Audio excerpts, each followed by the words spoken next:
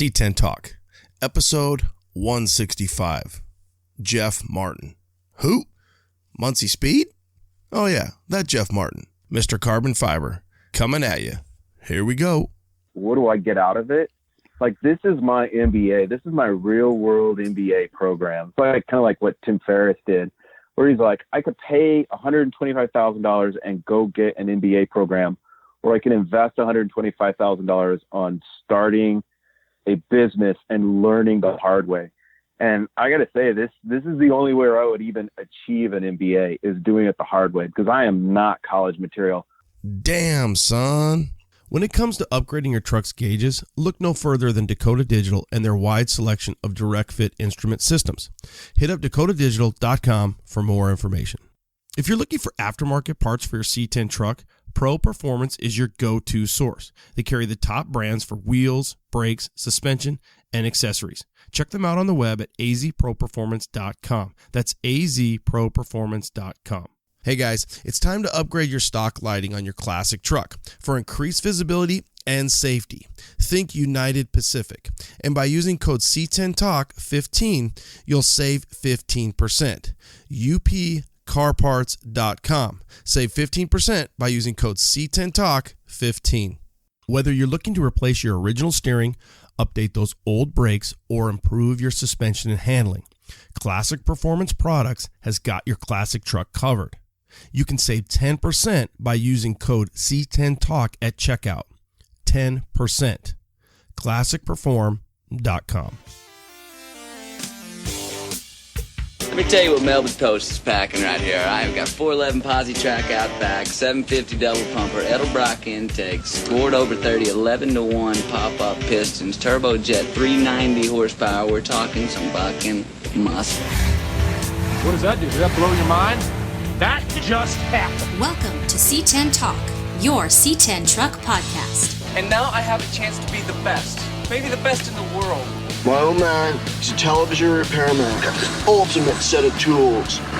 I can fix it. I said I got 50 cents in that jukebox, and all I can hear is your mouth flapping. You hear that? Here's your host, Ronnie Welch.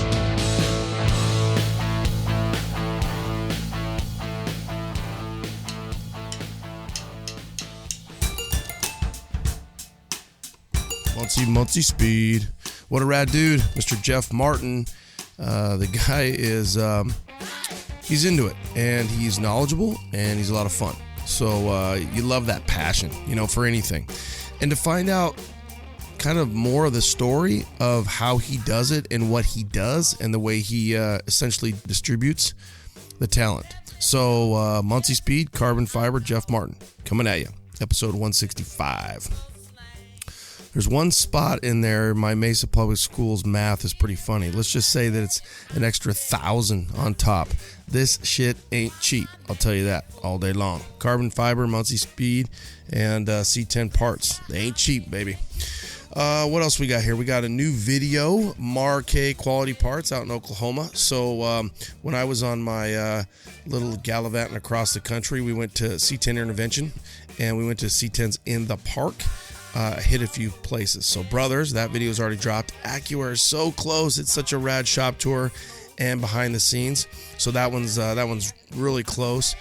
We got the Marquet out, and then there's a Vintage Air one too. So we're kind of trying to get those out. Brian from Grindr helps me put those together. So thank you, Brian, for doing that. New video, YouTube, Marquet Quality, Oklahoma City. You get to see the factory. You get to see where they make the wood. You get to see where they make the body moldings, and it's really cool right there in Oklahoma. So cool to do that. Check out the video, YouTube, C10 Talk. We do have some new gear. It's going to be coming out any day now for LST. I will give you a little teaser, or I was going to make this C10 Nation style shirt. So when I sit down with my boss and I come up with some of these shirts, I like, just think Ocean Pacific or OP meets McGregor. You know, those old 70s and 80s style t-shirts? Probably because I wore a lot of that stuff. And when I make this stuff, it's pretty colorful and whatnot. And sometimes I have to just sit back and think, okay, I like that. It's cool. We worked on it. My wife works her butt off on it. She helps me. But then I think, I need to come up with something kind of catchy and kind of funny or whatever, and it might sell a little bit better. So I was going to make an Ocean Pacific style C10 Nation shirt. I even posted it. And then right at the last second, we actually ordered the shirts and everything. I switched it up. So I guess it'll just be a teaser. So this one is more of a saying. And I'll probably post it today, Tuesday. I think I'm picking them up. So either way, they'll be ready for LST, Lone Star Throwdown 2020, coming at you. Conroe, Texas. We're rolling eastbound and down to the Throwdown. We have a huge group. We're leaving next Wednesday, the 19th, and we're gonna drive. This will be our 4th year driving for eastbound and down to the Throwdown, and then my 5th year of going. The first year we flew into Dallas and hung out with Gas Monkey and Jonathan and Aaron and all the guys. So that was a lot of fun. LST, eastbound and down. We have such a big group, and I know there's some west side guys coming too. So east side guys going west. So it's going to be a good show this year. And the weather, I just looked today. It looks like the rain is not going to be hitting Texas and Conroe at the time that we're there. It looks like it's going to hit maybe Monday, Tuesday, or Tuesday, Wednesday, and we leave here Wednesday. So looking forward to that journey and that trip. Should be a good time. Follow us on social media, and we'll do some live footage and stuff like that. We have, again, a big group, the biggest group we've had so far, so it ought to be a lot of fun. So we'll have some gear debut there, and we'll be on the road. Share the pod, the normal deal there. Just please share it, like it, love it, review it.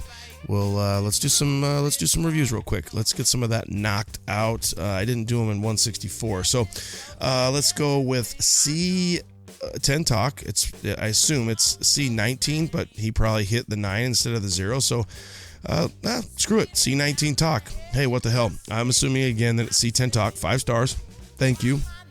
Stone 11. Very good podcast. All right. Hey, I'll take it. Very good podcast. 5 stars. 5 star. Perfect. Thank you. Best of the Year, 5 stars by Davo143. Great job this year, Ronnie. Each episode this year was very entertaining, insightful, and educational with awesome guests. Congrats on another great year, and I'm excited for what's coming in the new year. Thanks, Davo143. That's over a year old, so that just shows you how far behind I am on this stuff. I know I say that, but Davo143, thank you for doing that. 5 stars. 5 star. Perfect. Thank you. Dig It, 5 stars by CMSSEP. Yep, CMSSEP. If you have a love for Chevy trucks, this is the podcast you want. I don't just throw 5 stars around on every podcast I hear. Thank you. 5 stars thrown on this one. This guy truly has a passion for this stuff. I was worried this show wouldn't keep me engaged. I was dead wrong. He keeps me engaged and interested. I highly recommend this podcast. Dude, that is an awesome review. CMSSEP, dig it. Just don't throw those 5 stars around for nothing. And he gave us a 5-star review. So 5 star. Perfect. Thank you. Let's see who else we got here. Let's sneak in one more. 1, 2, 3. Yeah, one more. Great podcast. 5 stars by Capstone Dan. Capstone Dan. Love the podcast. Keep up the good work. 5 stars. Boom. Coming at you. 5 star. Perfect. Thank you. All right, guys, make sure you leave us a little love, rate and review us. You can do it from your smartphone pretty much any way, especially if you have an iPhone.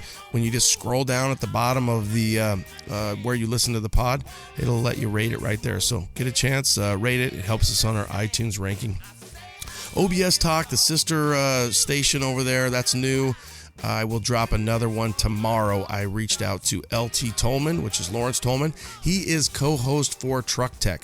He's also a big-time C10 guy, and I wanted to get him on C10 Talk, but they just did, they did it last year, but they did a 1988 CK 1500, so four-wheel drive, and they did a conversion, and they made an all-wheel drive. So a lowered four-wheel drive, all-wheel drive. Think Typhoon, think Cyclone, think Red, OBS, Rad, all-wheel drive truck. So they did a conversion on that, and I thought that would be a good one. So I grabbed him. I got him on over the sister station at OBS Talk, and that will drop Wednesday. I think that's the 12th. Yeah, because Friday is Valentine's Day.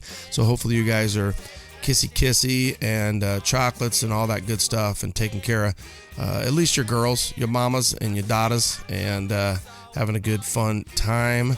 and weekend. So it's coming up fast. And then after that, we'll be over to LST. Some of the truck shows that are on the schedule, speaking of LST coming up, is, let's see here. We've got LS Fest, which is kind of out here in Vegas. A good time. Holly puts that on. We'll be up there the 24th and 25th of April. So they moved it a little bit, probably about 2 weeks forward.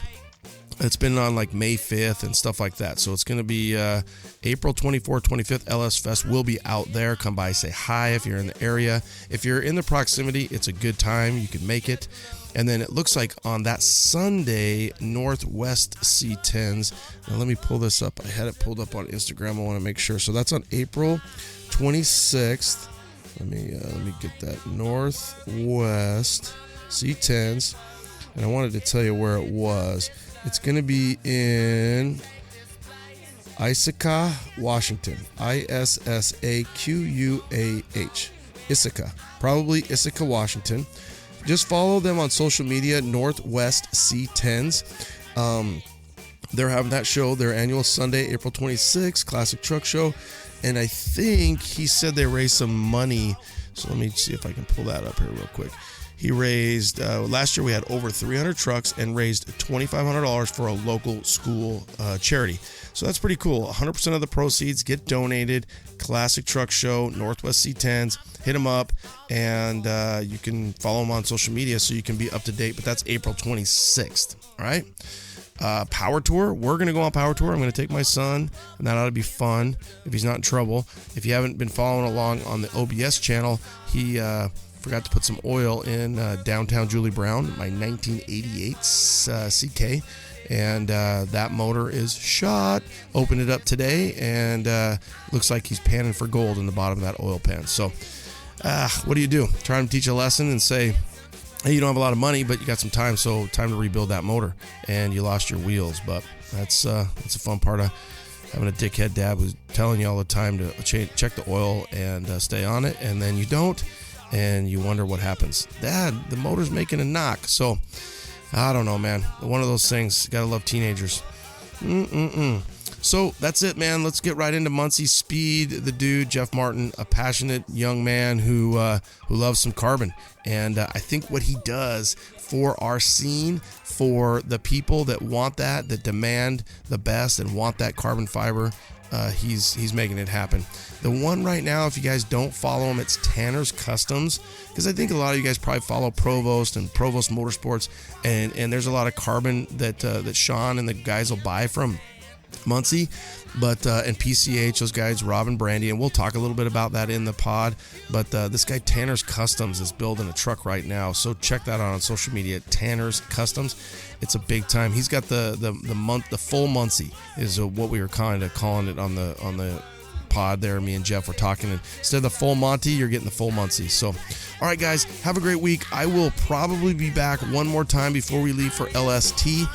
Eastbound and down to the Throwdown. I think I'll drop one more next Tuesday on the 18th. We'll see if it all happens. Have a great week. Stay out of trouble. Do what you do. Please rate, review, love the show. Late.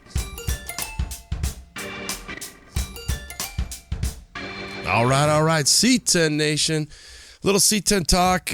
Long time coming on this one. Mr. Jeff Martin, Munssey Speed, and boy, going back to the beginning, meeting Jeff and putting a face with the product. Munssey Speed, coming on in. What up, brother? Munssey Speed! Munssey Speed! I like that. Keep it going. Keep it going. Let's rock it out, dude. Hold on. Yeah. You got some background music? Let's just do it right. Here we go. Oh, yeah, dude. What do you got? Crack it. Make a good, nice local Barton House brewery down here in Fort Worth. Oh, we'll start out with that. A nice sour pickle beer. Ooh, so you already crackled it. Got to, man. That's how you start it, right? Mm-hmm.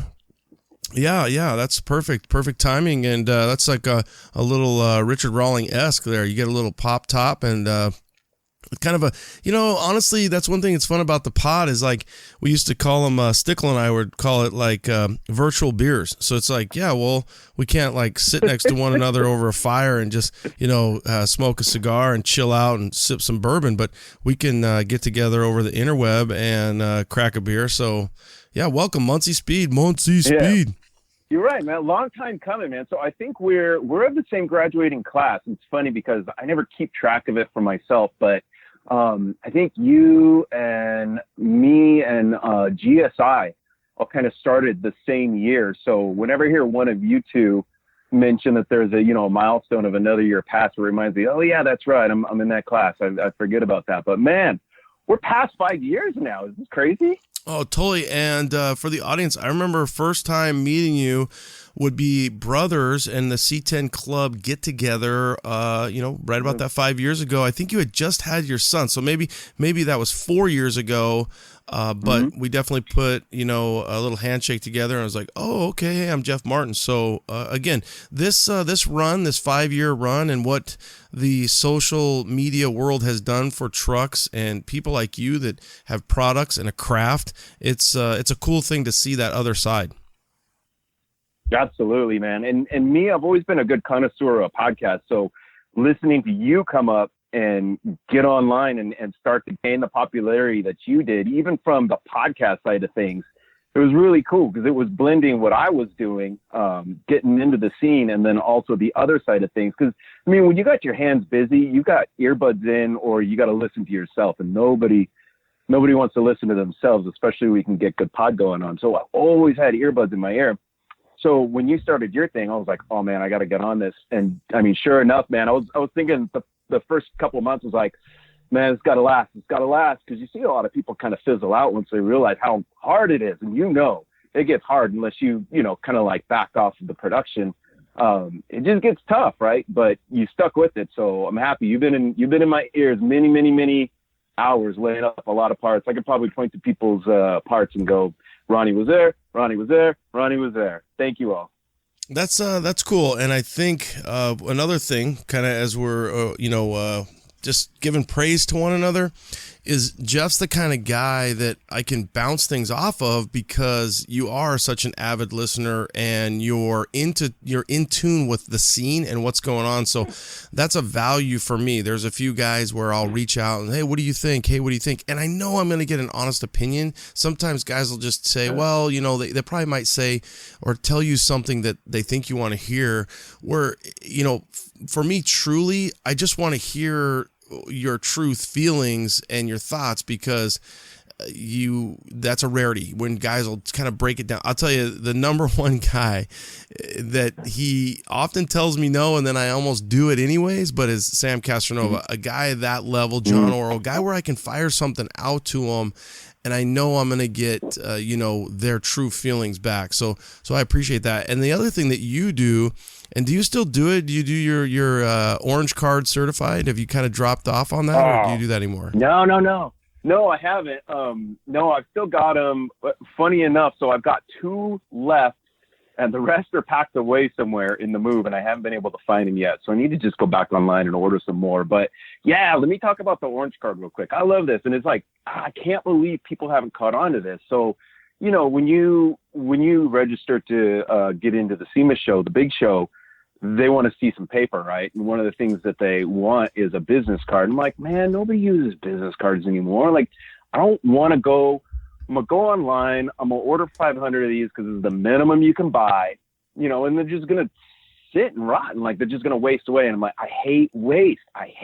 So, my wife, she's a big shoe freak, right? She loves shoes. So anytime we would be out, women love complimenting each other. So she'd always be like, oh my God, those shoes are great. They'll stop, like, women will stop each other. Oh my God, that bag. Oh my God, that, they love the compliments. And it's funny because you observe this, you're like, wow, that's their culture. Dudes don't do that, right? Could you imagine me stopping? You'd be like, dude, that tee is off the chain, right? You'd be like, what the hell are you doing? But we do like cars, right? And we are quick to walk up to somebody and be like, what are those? What wheels are those? Like, how talk to me about this thing, right? And I remember one time I had a car came out from the grocery store, boom, note right on the windshield, just saying, love the car. And was like, that's what we do. That's what I'm going to do. So instead of making business cards that were actually business cards that would go to waste, like, I'm going to make a compliment. I'm going to just make a card. Our company colors were orange and gray. So I'm like, I'm going to go orange card because nobody else has it. And it's just going to be real simple compliment saying, something, I don't even remember what it is, but something about, nice ride. Just wanted to say thanks for keeping the automotive culture alive or something like that, right? And just the hashtag, the orange card. That's it. On the back side of the card, it's got a very, very, very, very, very small logo. It's not to promote Munssey Speed. It's just to go, that's nice. Awesome job. I think that makes people feel good too, because initially in today's, in today's day and age, we think it's like if you do have a cool old truck or car, you're probably like, what guy's going to try to buy this now? But just to get a generic, or I shouldn't say generic, but just a nice positive comment about your car, you're like, yeah, that's cool. Just like when somebody waves or gives you the old, dude, that's rad, you're like, yeah, that makes you feel really cool. And I think kids, I can, speak for my kids when I've been in Orange Slice or Yellowstone, they even just an old like Slowpoke's just an old plain truck, but it's an old rad truck, and people definitely give you a nod, and the kids see that and they're like, oh, that's cool, Dad. That you see that guy nod at you, and so to get a little Munssey Speed love and a little orange card, that's a cool compliment. I've had a couple of people ask, like, can I buy some? Can I get some? I'm like, no, just get your own. Like, it's not my, like, I don't own it. And the more people who do it, good, make it yours, own it, right? Do it yourself. But I'll tell anybody who wants to do it, the rules of dropping the orange card. It can't be at a car show. That's too on the nose. Like, there's too many cars there. You can't do that. It's got to be someone who's like actively decided, no, it's a Wednesday morning and I'm going to get out and drive this thing instead of my, comfortable, heated and air conditioned, leather wrapped, living room that I can drive around. Like, no, I'm going to drive the car that smells a little, rides a little rough, because I love it. So it's got to be away from a car show. It's got to show that this person had like intent to drive something because they love it. The person cannot be there. So you got to be on your game. If you're going to drop the card, you got to make sure a person's not there. You drop it. You got to watch that window rubber too, man, because you got to kind of assess it as you're walking up. Because there's been a couple of times where I've almost let go of that card and it's almost dropped down in the door because it's a little sloppy. So you got to make sure your placement's going to tuck nice. The last thing you want to do is drop a card in somebody's door. You got to drop it. You get your couple pictures. No touchy, just like it was your car. Don't touch it. Walk away. And then just post it. That's it. That's the rules. So no car shows. Don't touch it. Drop and go. Walk away. I like it. Walk away. Make somebody's day and do it not expecting anything in return, and snap a little photo, a little Munssey Speed card, or make your own, and pay it forward, really, when it comes to, the scene that we're in. Spread the love.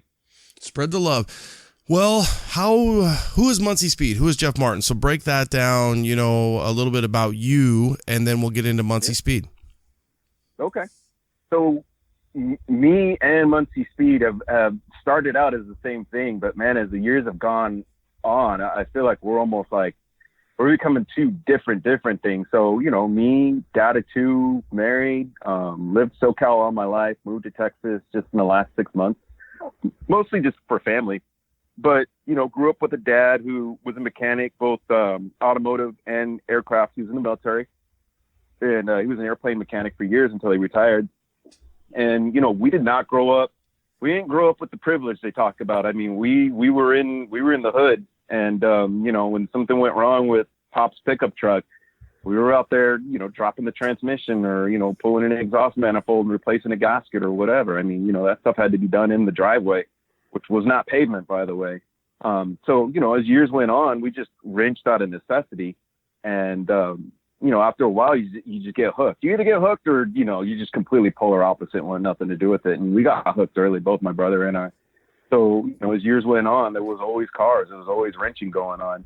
And I had, in early days, I'd gotten into off-road. So you want to go back to kind of like how the Jeff part of it came in. So out in SoCal, there was a old, so it's kind of mini trucking, but the other side, which was off-road. So I did have a Tacoma, but I wasn't in the mini trucking scene. Sorry, I know. It was one of the few. But there was a group of off-roaders out there, TTORA, and that's where I started. There's just a whole bunch of off-road and met some really cool people. Well, one of the people that I met that headed up the chapter out there was Jason DeMello. He owned DeMello Off-Road. So me and him became best of buds. We went wheeling everywhere together. And, he had a big fabrication shop out there, and he was doing good on the off-road scene. Well, I got to the point where I was sick of fixing my stuff on the trail. Every off-road guy is a hot rod guy who's sick of slowing down for speed bumps and dips, and every hot rod guy is an off-roader who's sick of fixing his rig on the trail. So I got to the point where I was like, all right, I'm sick of fixing this thing on the trail, man.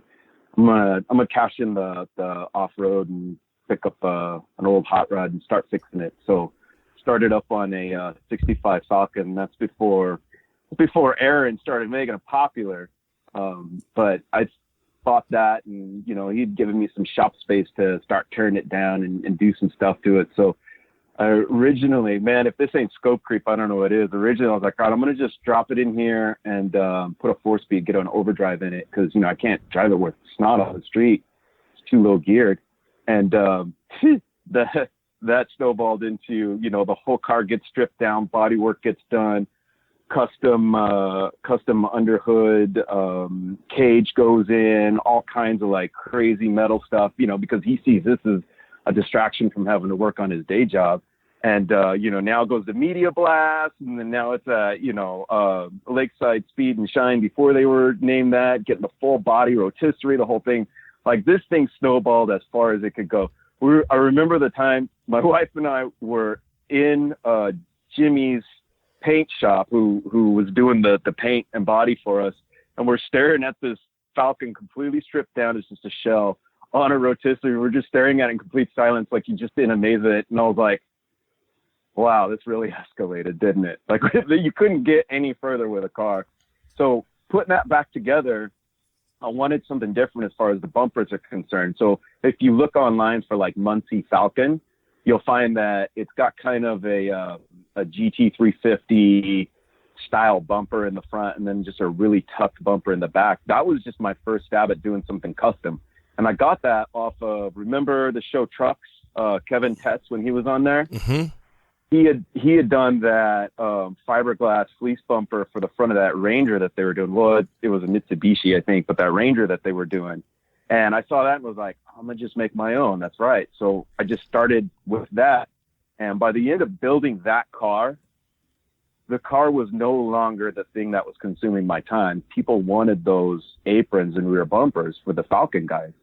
And that really was where I met Munssey Speed. I had to start something to justify the time that I was spending putting into all of this stuff. And it just made sense to just do it under its own entity. The idea was I'll just kind of do this so, these bumpers can get made. But then that snowballed so quick that, quickly it went from Falcon stuff to where we're at now. So, where Jeff ended and Munssey Speed began, and now, all of a sudden 5 or 6 years ago, I don't know where one stopped and the other one began, because it was just constantly just like Munssey Speed, Munssey Speed, Munssey Speed, Munssey Speed. And it wasn't until I started getting into the C10 stuff that I just got buried. I got up to about like 5 catalog items and just went, I can't, this is not sustainable. There's no way I can just keep doing this, man. I got to find a way to where this isn't, my entire world. Otherwise I'll just be stuck making these same 5 parts, and I can't get onto any of these other things. So luckily found talented people, and we could talk about that too, because the way Munssey Speed works is very different than most companies. But I found some good people and started offloading some of that stuff, so then I could focus on creating new stuff and getting product promotion out there. So how is Munssey Speed? Where does that come from? Oh yeah. So probably, I think somebody else gave the same answer on your show before, which was, it was an old online handle. Munssey was in the old off-roading days before they had, all the Facebook groups. It was a non-name, like Munssey is not a word. If you remove one of the S's, you can get like, Muncie, Indiana, or something like that. But Munssey was just a made-up word that was a play off the Muncie transmission in UNCI that sounded a little bit more catchy. And I figured, well, if I'm going to start a business, let's do it in something that I don't have to worry about anybody else coming back and saying, hey, I already own that name. This is the most ridiculous, kind of weird name I could think of. So I just went with that. The speed and design part, I actually pitched that to a couple different people and said, well, which one do you like? and they all like the Speed and Design. And at first I was getting my teeth going, but so many people are doing the Speed and Design thing, and okay, I'll just go with it. But it stuck. I mean, hey, you know, if a band like Stone Temple Pilots can be famous with a name like that, then I guess it's more than just the name that makes them good. So I was like, whatever, it's a name, we'll roll with it. Do you know where they, I just read this. That's ironic that you said that. I just read this like within the last 4 days. Do you know where they got that name? No. When they were kids, they just liked the STP, the oil. They liked STP, No so they kidding. just kept throwing darts at, you know, what would work with STP, and it was actually something else. It was like something Temple Pilots, and then they switched it to Stone or something like that. I think I was literally listening to Pandora, probably writing. So when I write, like if I write for the Builder's Guide or whatever, I'll just jam out. It's one of those things where, you know, my wife's like, how do you do that? How can you jam out and write? And I can't write without jamming out. So a lot of times I'll just have my headphones on and I'll be just rocking out, and then it makes me think clearer, which probably explains, you know, why I'm such a I'm ADD to the max. But yeah, and so I just got sucked into the little, you know, history thing on STP. And yeah, so STP, they liked the sticker. They liked, you know, growing up, which we all know that little STP, you know, you think of Richard Petty and you think of the colors. Yeah. And from there, they just threw some darts at what words worked, and they came up with Stone Temple Pilots. So Munssey Speed, although it's Munssey Speed Design, not to get off the track there too much, but I don't even really, you know, use the design. I mean, it's funny because you're like, well, a lot of people use Speed and Design, but I feel like your name is just Munssey Speed. We say Munssey Speed a lot. So whether we're lazy or, you know, technically you're registered and trademarked as Munssey Speed and Design, but definitely cheat the system on that one. Sure, absolutely. And when we made the move to Texas, I just automatically made that same math too, because you got to dissolve one and start the other. So when I started in Texas, like, it's just Munssey Speed. We're done. We're dropping the and design because who cares? So you started in, I look back and I think, you know, I think you just like pod. So you and I started following one another and rapping and talking. And then I feel like your big break was when Rob over at PCH really started kind of working with you, and you guys worked with some stuff on his truck. Is that where you started really, you know, kind of getting, you know, your foot in the door with the C10 world? Yep, absolutely. Yeah, Rob and Brandy were the first, and they pushed me. Rob, you know you pushed me. Brandy, you know you did. I remember sitting in your office saying, no, I can't do a hood. And you were like, come on, do a hood. Come on, do a hood. You know you did. I'm kind of happy you did. So thanks, guys. Yeah, they were the ones that were like, look, we got some ideas. We want to do this. What's funny is he was thinking of doing this, what now seems to be popular, this heat extractor hood, the same time I was, because where I walked every single day, I had to walk by this one dude that would park a GT40, like a legit Ford GT40, one of like not the brand new one, but not the super old one, right in between those years. Like 05, I think, when they came out? Yeah, like right around there. I walk by this thing and I'll just look at those extractors on the front. They are deep. If you ever look at one of those, if you get a chance to just look down in them, they are freaking deep. So I remember, like, I was on the phone with Rob a couple times, just walking by this thing, just staring at it going, man, that would be ridiculous. And, you know, it was almost one of those moments where, like, you think of what I'm thinking, you know, we both had the same idea. So we did that prototype hood. And from there, you know, I had all kinds of other goodies. So him and Brandy really, you know, they allowed me to learn on the stuff that they put on their truck. And they did, look, he put a lot of elbow grease into, which was a turd. I gave them some junky stuff at first because I just didn't know. I was still learning, right? But I mean, they were pro, so they found a way to make it fit, make it work, you know, fix my mistakes, hide my mistakes. And later on, you know, as I got better, and, you know, their trucks obviously showed for it because, you know, their stuff got better and they didn't have these like real weird misfit, you know, hood falling apart kind of things like that. But yeah, that's where it started. And then from there, we just kind of started picking up with a lot of the pro touring trucks and also a lot of the street trucks at the same time. And, you know, from there, I mean, we went almost 4 or 5 different directions, but yeah, that's where it all started. credit where credit's due, for sure. Now, were you trained? Do you have any formal training working with glass at all? Or how did you kind of, just in the garage, you messing around? Or what's the story behind that? I mean, I understand you worked on your Falcon, but did you take classes? Did you get on YouTube? What'd you do? No, the beauty of all of us compared to Chip Foose is, we all started with the same exact amount of training, which is nothing, right? And then we just get in there and just start doing it. And I guess that was a horrible example because he did actually have formal training now I think about it. Oh, good one, Jeff. It was just garage, man. Just garage, ask. That's what I did was I just found people. So I would go to the area down in Costa Mesa, which is a coastal area right there in Orange County. And a lot of the surfboard and boat builders were there. So your supply stores were there. So I would go in there and just bug them. What about this? I'm getting this. Why is that happening? How about this? Well, should I use this or should I use that? And they're like, oh my gosh, are we going to have to teach you? Yes, I need to know. Like, what about this? Okay, so I did this, and here's what and I would just show them until they go, oh, you did this wrong. You did that wrong. Go do this. Go do that. So it was just a whole bunch of, trial and error and just learning and reading and asking and bugging people until they would show me. And then just you'd finally stop messing up so much and go, oh, okay, I must have done something right there. So it was all trial and error. It's still trial and error. I mean, the thing about any craft like this, where you've got all kinds of advancements still happening as far as the materials you're using, is you're constantly chasing it. I feel like probably the paint and body guys are the same way, to where, as manufacturers are changing the solvents that they're using or the mixtures they're using, or, what processes they're telling people to use or regulations, they just got to stay up on it, because what worked for them for 3, 4, 5 years, probably, all of a sudden fools them on one of their jobs, and they go, crap, what changed? Right. And they got to go back and go, hey, what's up, guys? Oh yeah, now you got to do this, or, we stopped doing that, so you got to do that. So even though I've learned it, man, we're still learning it. And it's not just me. It's like a network of people going, hey, what do you do about this? Because I just, had this happen, or how do you get this to stick? All kinds of questions go back and forth. But yeah, you just learn the hard way, man. Ask questions, go mess it up, come back, learn from it.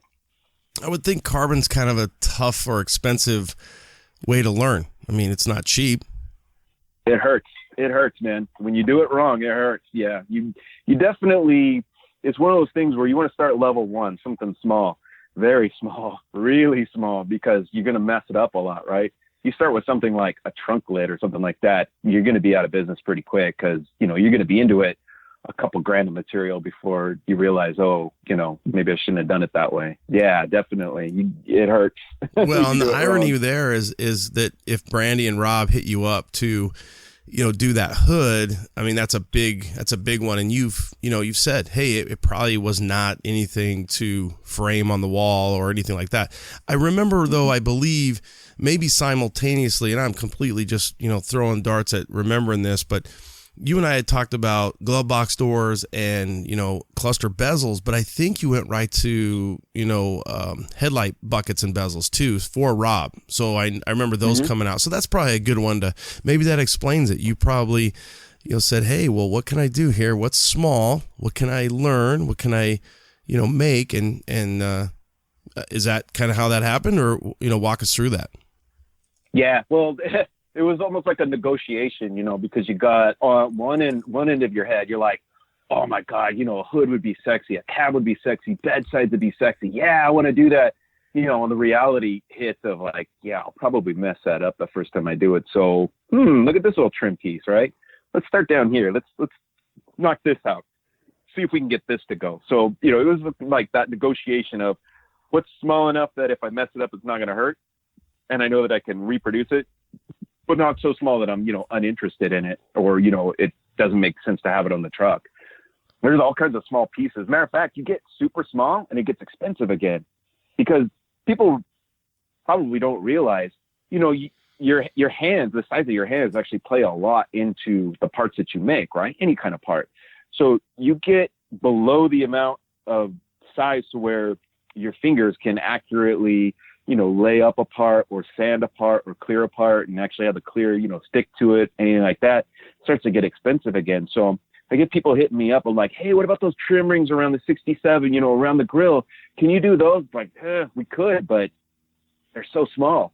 and they're so fragile that the cost would be ridiculous in order to do them, because they're such thin, small trim pieces that, the price starts to go back up, where a headlight bezel is that perfect mix of, I can do it, it looks good, and it doesn't cost a lot. So that's kind of where the early plays in the catalog were, on those early things. Matter of fact, you can go back and look and go, okay, small piece, small piece, small piece. Oh, bigger piece, bigger piece, bigger piece, as we go on, because that's where we got the confidence to say, all right, we can do these and we're not going to screw them up. Yeah, and I think you did exactly that. You went with the headlight bezel, and then to the glove box door. And the cool thing about the headlight bezel, I can't imagine that you're knocking off any weight, maybe some strength, but you're giving it that look, and that that grabs somebody when you're like, oh shit, is that carbon fiber? Is that faux, or is that really fiber? And you're like, no, that's really carbon fiber. It's all ridiculous, right? I always like poking fun at myself and saying, come on, everybody knows that all your weight up front's in your headlight bezels. Come on, guys. Totally. Have you weighed the two? Have you ever looked at that? No. Well, I'm assuming we're going to get into weight, because that's a big part of, your business. Yeah. So I'm interested to see. We'll jump into that. I got a fun fact for you. Let's see how you do on this. Okay. So you need to get into your car. I think you have a Toyota. At some point you have like an SUV, I think. What do you drive? What's mom drive? Mama. Expedition, 2018 Expedition. Okay, 2018 Expedition. And the kids are in there, one of the kids, and let's just say it's running. You need to get in there. And you can't. There's no key. You got to break a window. Go. What window are you breaking?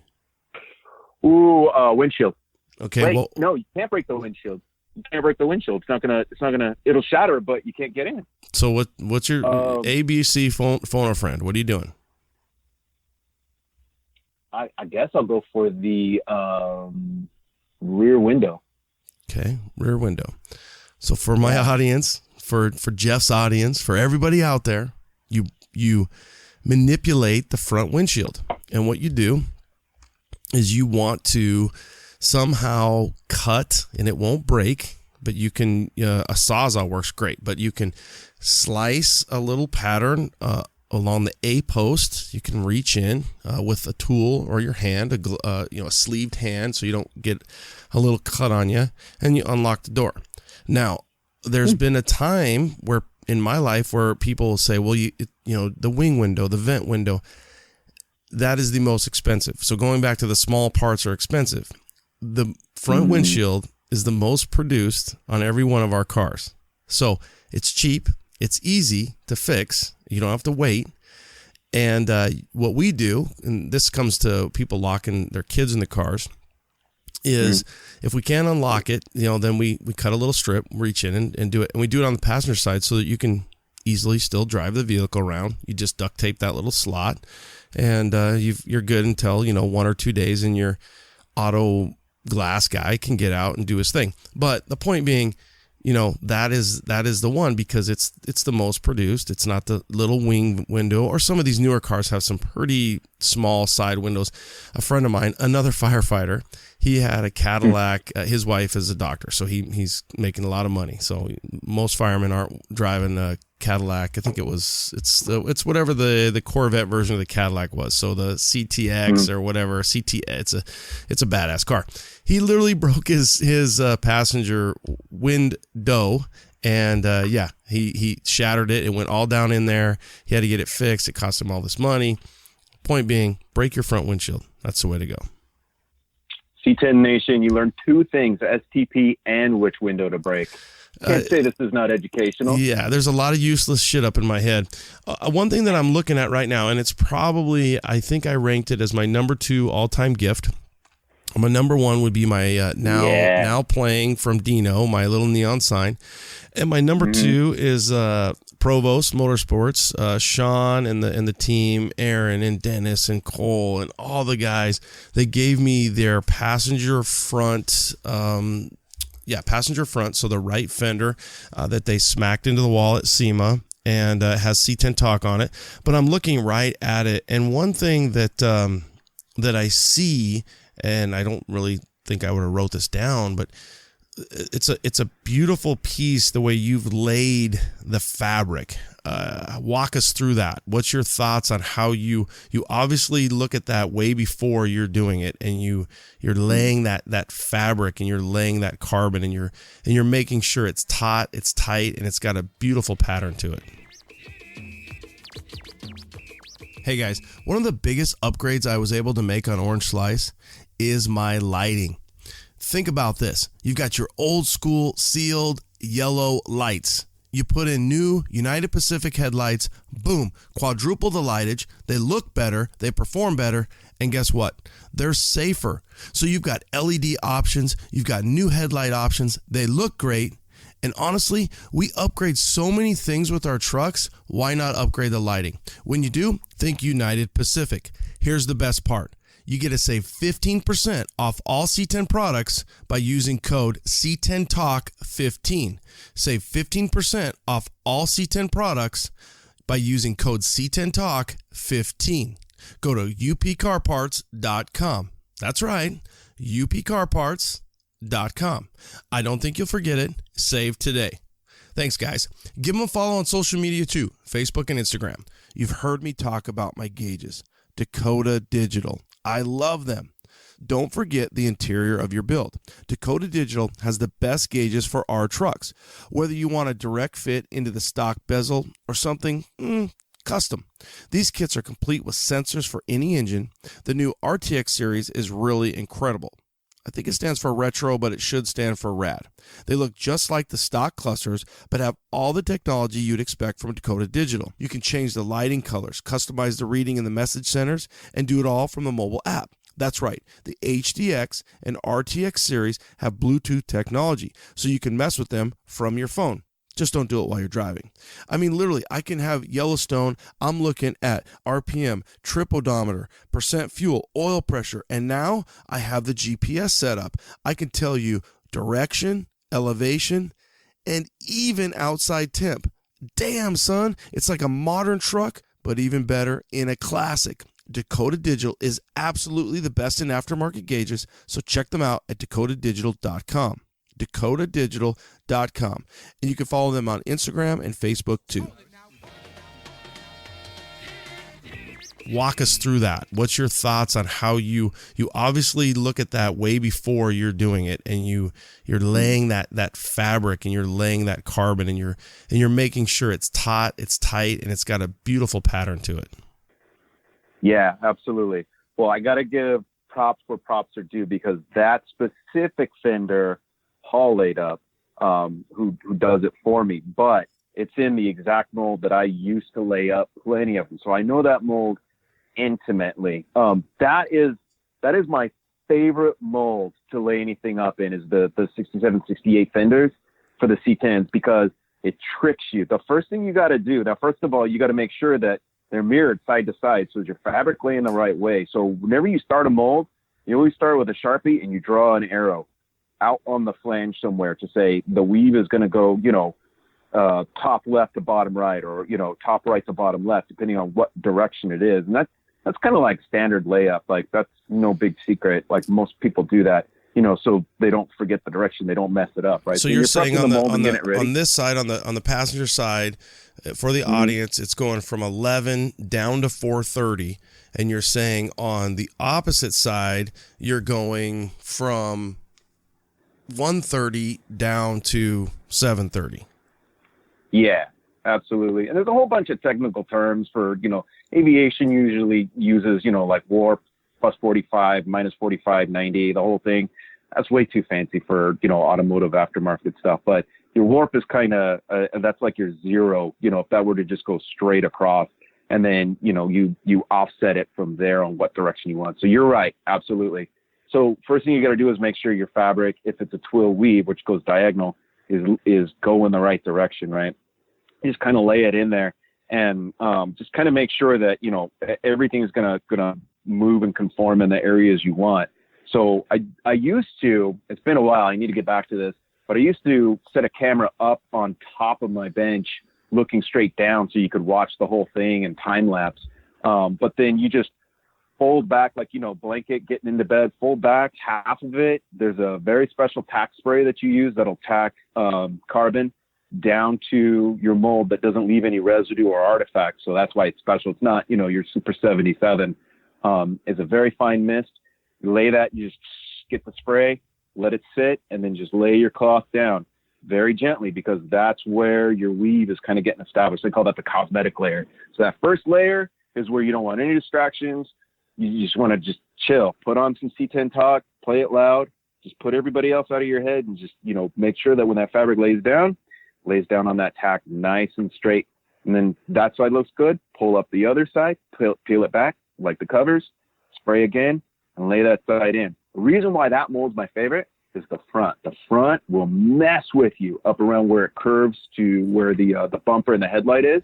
Because there's so many different competing contours in those areas that the fabric has to go in, and then it looks like it's going to just completely mess up on you. It looks like the weave is just going to completely distort as you're moving it into those corners. But if you work it in top and then bottom, top, bottom, top, bottom, right in the middle where that pinch is, where the pan would come up, or the bumper would be, right there, it'll just lock straight into place, and all the weave up in all those little valleys is just perfect all the way through it. It always messes with you because it looks like it's going to jack up until the very end where it just locks into place. So that's one of my favorites, because it looks like you are just completely messed up until the very end, and then boom, beautiful. Yeah, it's a stunning, and I think the more you focus and you see carbon fiber, you realize how not only artistry there is into it, because it's pretty rad shit. I feel like you are a carbon fiber guy, and I would assume, again, explain to me, do most guys come from fiberglass, and did you somewhat fortunately skip that phase? Oh, no, I still do glass. Like, I'll do fiberglass. There's plenty of fiberglass stuff where it just doesn't make sense. Like, there's people who want, a blank slate bezel, gauge bezel, because they're going to run either a race pack, or they don't want the holes, where a lot of these aftermarket companies put them. There's some guys that don't want carbon fiber, because their truck's going to get all painted. So fiberglass works good. Fiberglass kind of got a bad rap too, but I still do glass pieces where it makes sense. Now, if you ask me, hey, can I get some fenders in fiberglass? Absolutely not. Not going to do that. Can I get a hood in fiberglass? I've gotten asked that. No, I'm not. Instead, I get it. You want it because of cost, but I'm not going to do it because you'll instantly hate your decision, and I'm not going to let you go down that road. I'd rather just work with you on, if you say, man, I'd love to, but I don't have the money for carbon. Well, let's get it to where you can buy it in carbon. It's not about making a profit. It's about getting the parts out there, not losing my butt, but getting the right parts to the builders to get their builds done the right way. If I were to do those big pieces in fiberglass, it's just not the quality they're going to look for. Within a year, they're automatically going to be like, dang, I should have just went with the carbon, because it's just a completely different animal when you get into big panels. But for small stuff, I still do it. I feel like in the trucks, you have a great, tooling setup. But if you, for example, we just talked about a 67, 68 front clip, a front fender. If you lay over that to use it as a tool, it now is, 0.8 bigger than the original fender. And I don't expect you to give out your secrets. How do you work through that when you have a bucket, a bezel, a gauge cluster? You have so many different things there, but you got to shrink it back down after you lay it. Oh yeah, no, you don't lay it over the original part. You got to make the mold from the original part, or what we call a plug. It's a fancy way of just saying the original part, right? So let's say a fender. You want to do a fender. First thing you got to do is take a complete fender and make it perfect. I mean, bodywork has to be A-class finish all the way around. No ripples, no nothing. And then you throw a whole bunch of mold release on it, put some flanges on it, gel coat, tons of fiberglass, and that's your mold. I mean, a bunch of resin and fiberglass. So when you pull that, you basically got a negative image of the fender. The fender could sit in it like a carrying case, right? Yeah. So then that's your mold. So when you pull parts out of that mold, it'll come out the exact same size as the original piece. Well, I mean, give or take, a little bit for shrinkage over time if you're heating it up or whatever. But I mean, it's going to be the same exact size. So it's kind of a negative, right? Where you have used a positive and you've made your plug and you've made your tool. That to me is more impressive when you say it that way, only because you're reverse laying your carbon that way, right? So if I'm looking at the fender, I feel like, oh, you're laying it right over the top of another tool, but you're saying, well, I have a negative tool and I'm laying it, and then I get to see, I get to see the inside, which has now become the outside. Yeah, you don't know if your part is good or not cosmetically until you pop it and you look at it. Like, you don't know. You could have laid up, like, I've had it to where I've laid it up perfect, but it's gotten a piece of, like a bug or something underneath the cloth. And then when you pop it, you're like, oh, sorry, buddy. Died for a good cause. But, now I got to dig you out of that clear coat because, can't have you in there. Unless it's a preservation piece and we could sell it for more money if it's good DNA in that bug. But yeah, that's kind of the trick of it, is you don't know if the part's perfectly cosmetic until you pull it and, inspect it. Now there's ways afterwards that you can fix some things, but if your weave's distorted or something like that, it just is what it is, man. You gotta either start over or do an overlay job on that. What's the hardest part? The layup. The layup's the hardest part, man. The layup is by far the hardest part. Now, some things are just, easier, not a lot of contours to where, you could just lay down fabric pretty easy. Probably the thing that could get hard is if you get a leaky bag. So the process that we use for the carbon fiber is called vacuum infusion. So, you got basically like 3 different methods you could use. Wet layup, which is basically like making a lasagna in a pan. You throw down some cloth, you wet it out. Throw down cloth, wet it out. Throw down cloth, wet it up. Just keep doing that, and then you just leave it alone. So there's nothing pressing against it. It's just a wet layup, and then once it dries, you pop the part out. A resin infusion is where you put all of the cloth in dry. So you're using that tack spray and just tacking it in dry. Bagging it, meaning putting a bag on the mold under vacuum, and then you're sucking resin through the part in that vacuum, and then out the other side, clamping it off, letting it dry. So, you're not introducing any air into the part.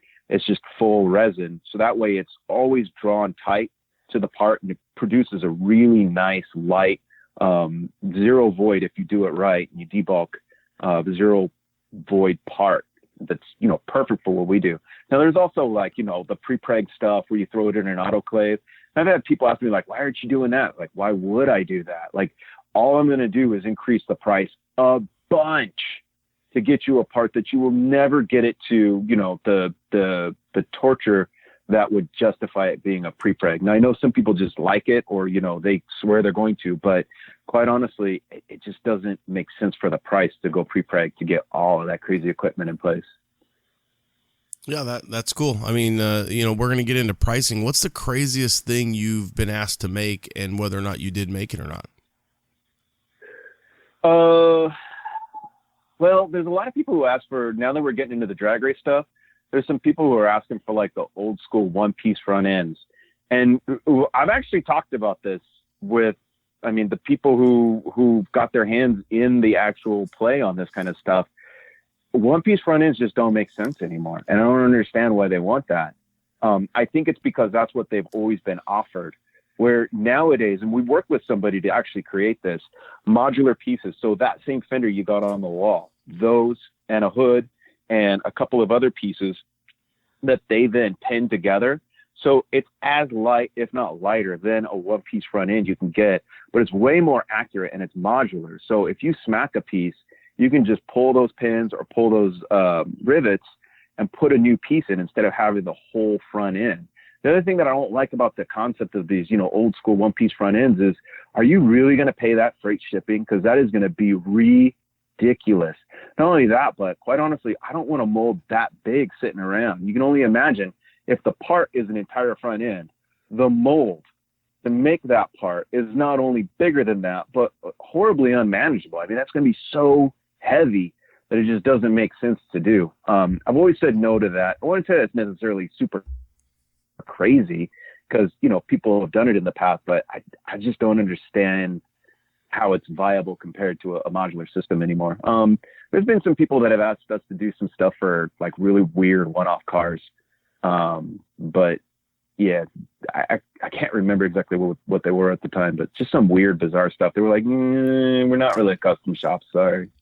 You know, I'm glad you said that because just my world, I feel like you're so C10-y. Do you have the same operation for, you know, other brands, other trucks, other cars, and I don't really pay attention? I mean, from your social media and what I see, and maybe I'm getting tagged in it, so I see, you know, majority of your C10 stuff, but I also see a lot of other C10 guys, you know, reposting and talking about what they're doing for you. Tanner's Customs, Provost, Kevin Tetz, you just talked about his truck.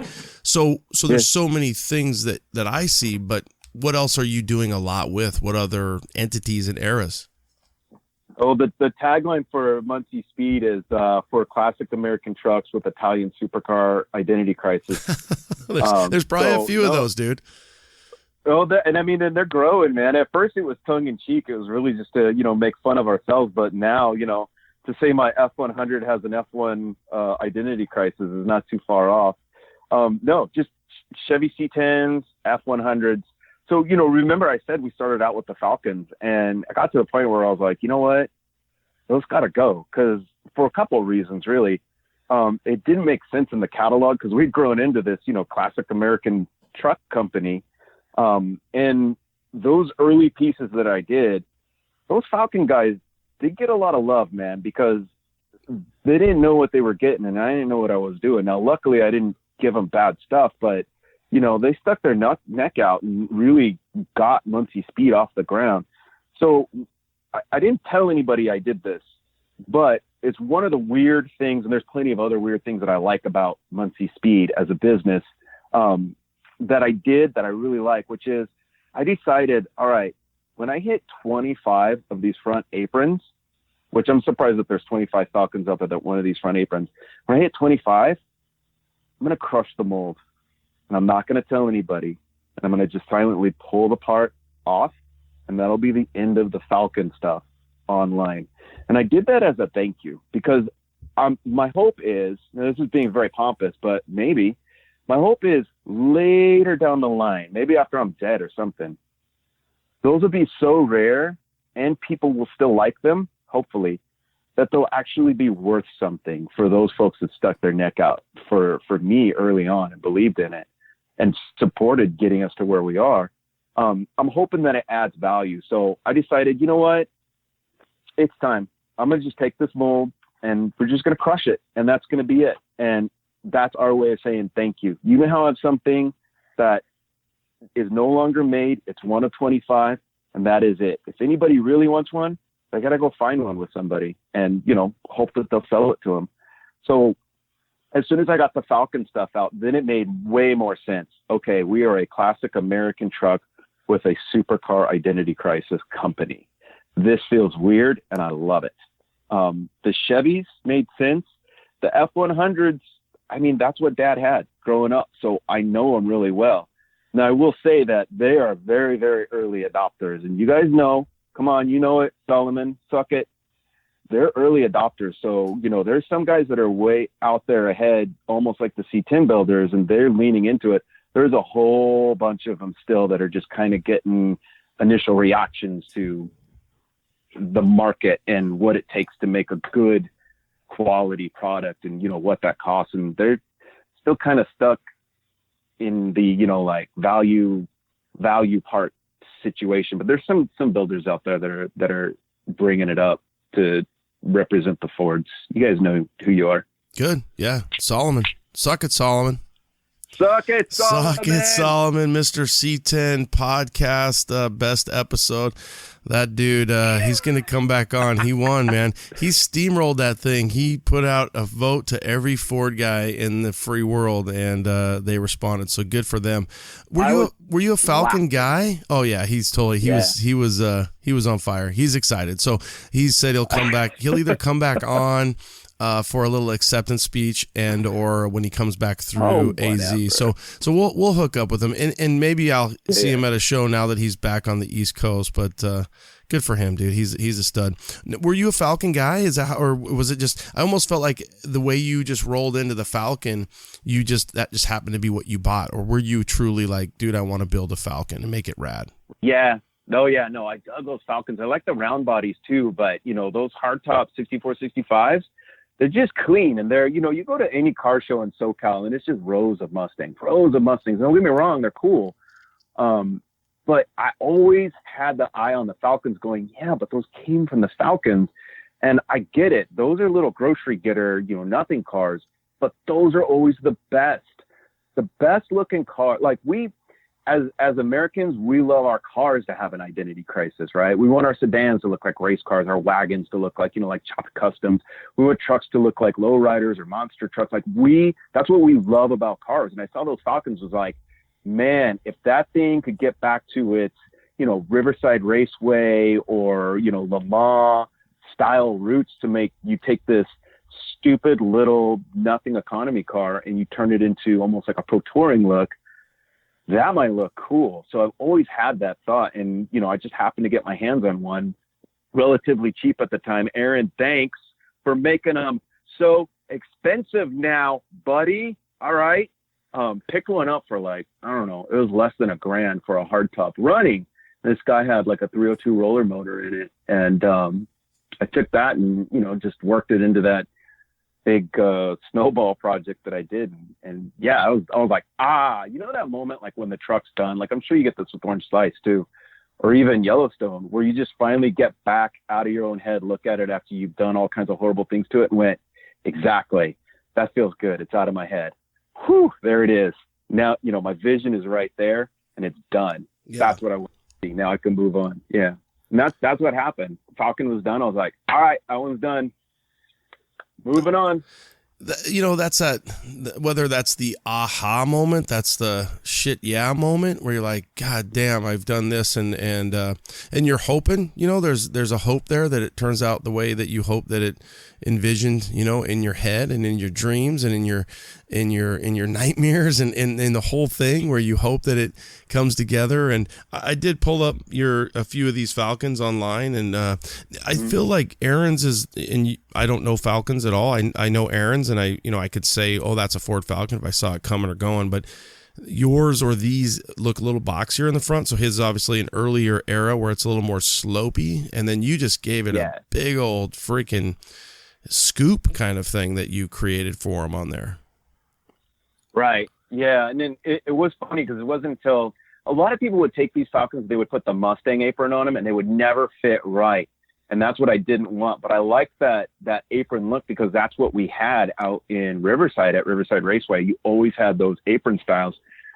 It's not clean by any means, but it's what the race cars had when they were out there, which is what I was looking for. Yeah. Aaron's is the body style before. So roughly 60 through 63 was what they would call the round body Falcons. They were much smaller. 63 is actually where they kind of grew in size, but then 64, 65 was like my style. The cool thing about Aaron's and mine is that they were both the hard tops. Those were, quite honestly, those in the convertibles were the only cool looking ones. All the rest of them were just cheeseball, dorky looking, little economy boxes. But if you got the hard top, all of a sudden, it looked cool. But yeah, completely different. There's actually a lot of parts that will fit between the two, because I used to have a 61 as well. But yeah, his is a real sleek idea. I wish that car was attainable still, but they've just gone so far up in price that to build one, kind of getting up into Mustang territory now. Really, like, give us a breakdown. So a 63, if that's what Aaron's is, what does that cost? Man, West Coast out to Texas, 63 roller with mild rust. You're probably in like the 5s to 10s, depending on who's got it and what the factory motor was in it. If it was a little like whatever straight 6, you could probably get somebody low in the 3s. But if it had any kind of V8 action going on, even, like a little measly 260, everybody seems to want like $10,000 for him now. Yeah. When you initially said Mustang prices, I thought you were going to say like 20s, but 5 or 10. I mean, for a good old American car that's cool and got a little bit of history in it, and you can make bitchin' because obviously whether or not Aaron did it or somebody else, but the products and the aftermarket. So I think that's pretty cool. It sounds like you've got kind of a passion for them. If you could build any car, what would you build, or truck? I can't say because I'm going to. So it's going to be one of those. I know everybody says this. Even better. No, right. even better. Yeah, that's cool because you're going to do it. So you say this is what I always wanted to build, and you're going to build it. So that's even that's a tease. We can look back. I think the key is, are you going to build it within 5 years? Do you have plans of building it within 5 years? I do. I'm driving my wife nuts looking at them out here, which there seems to be some.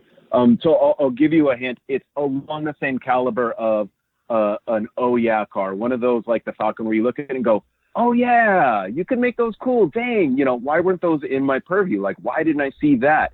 Dang, look what this guy did. It'll be an oddball car. I'll give you that. But so a Chevy Citation. Oh, okay. Dang it. Oh, I should have just said it then. Dude, a bitchin' Chevy Citation with a turbo. Dude, think about it. It's like a turtle. It's so aerodynamic. I'm in. I'm excited about this. I'm excited. All right. So you moved from. Oh, totally, man. I'm giving you the orange card, my first and only orange card. I'm going to give it to you. I'm going to save it for you. So you moved from Cali. You moved to Texas. You've been out there for a few months now. I know I've talked to you. You've got some big plans, some property and a shop and family. You alluded to it earlier. What's the process? So you actually have a team of people. So, that's one thing that's for shipping, which is nice. So, hey, a guy in West Coast might want something. That doesn't mean that they're actually going to get it from Jeff at Munssey. Yeah, exactly. Yeah. So let's get into that, because I think there's all kinds of quirky stuff here, and we'll peel back the layers on Munssey Speed. So this does not, like, I have up till last year, I was able to claim I have never so much as seen a dime from Munssey Speed. It's like everything else, like a lot of us, like we've got our side hustle, and, it fulfills us in whatever way.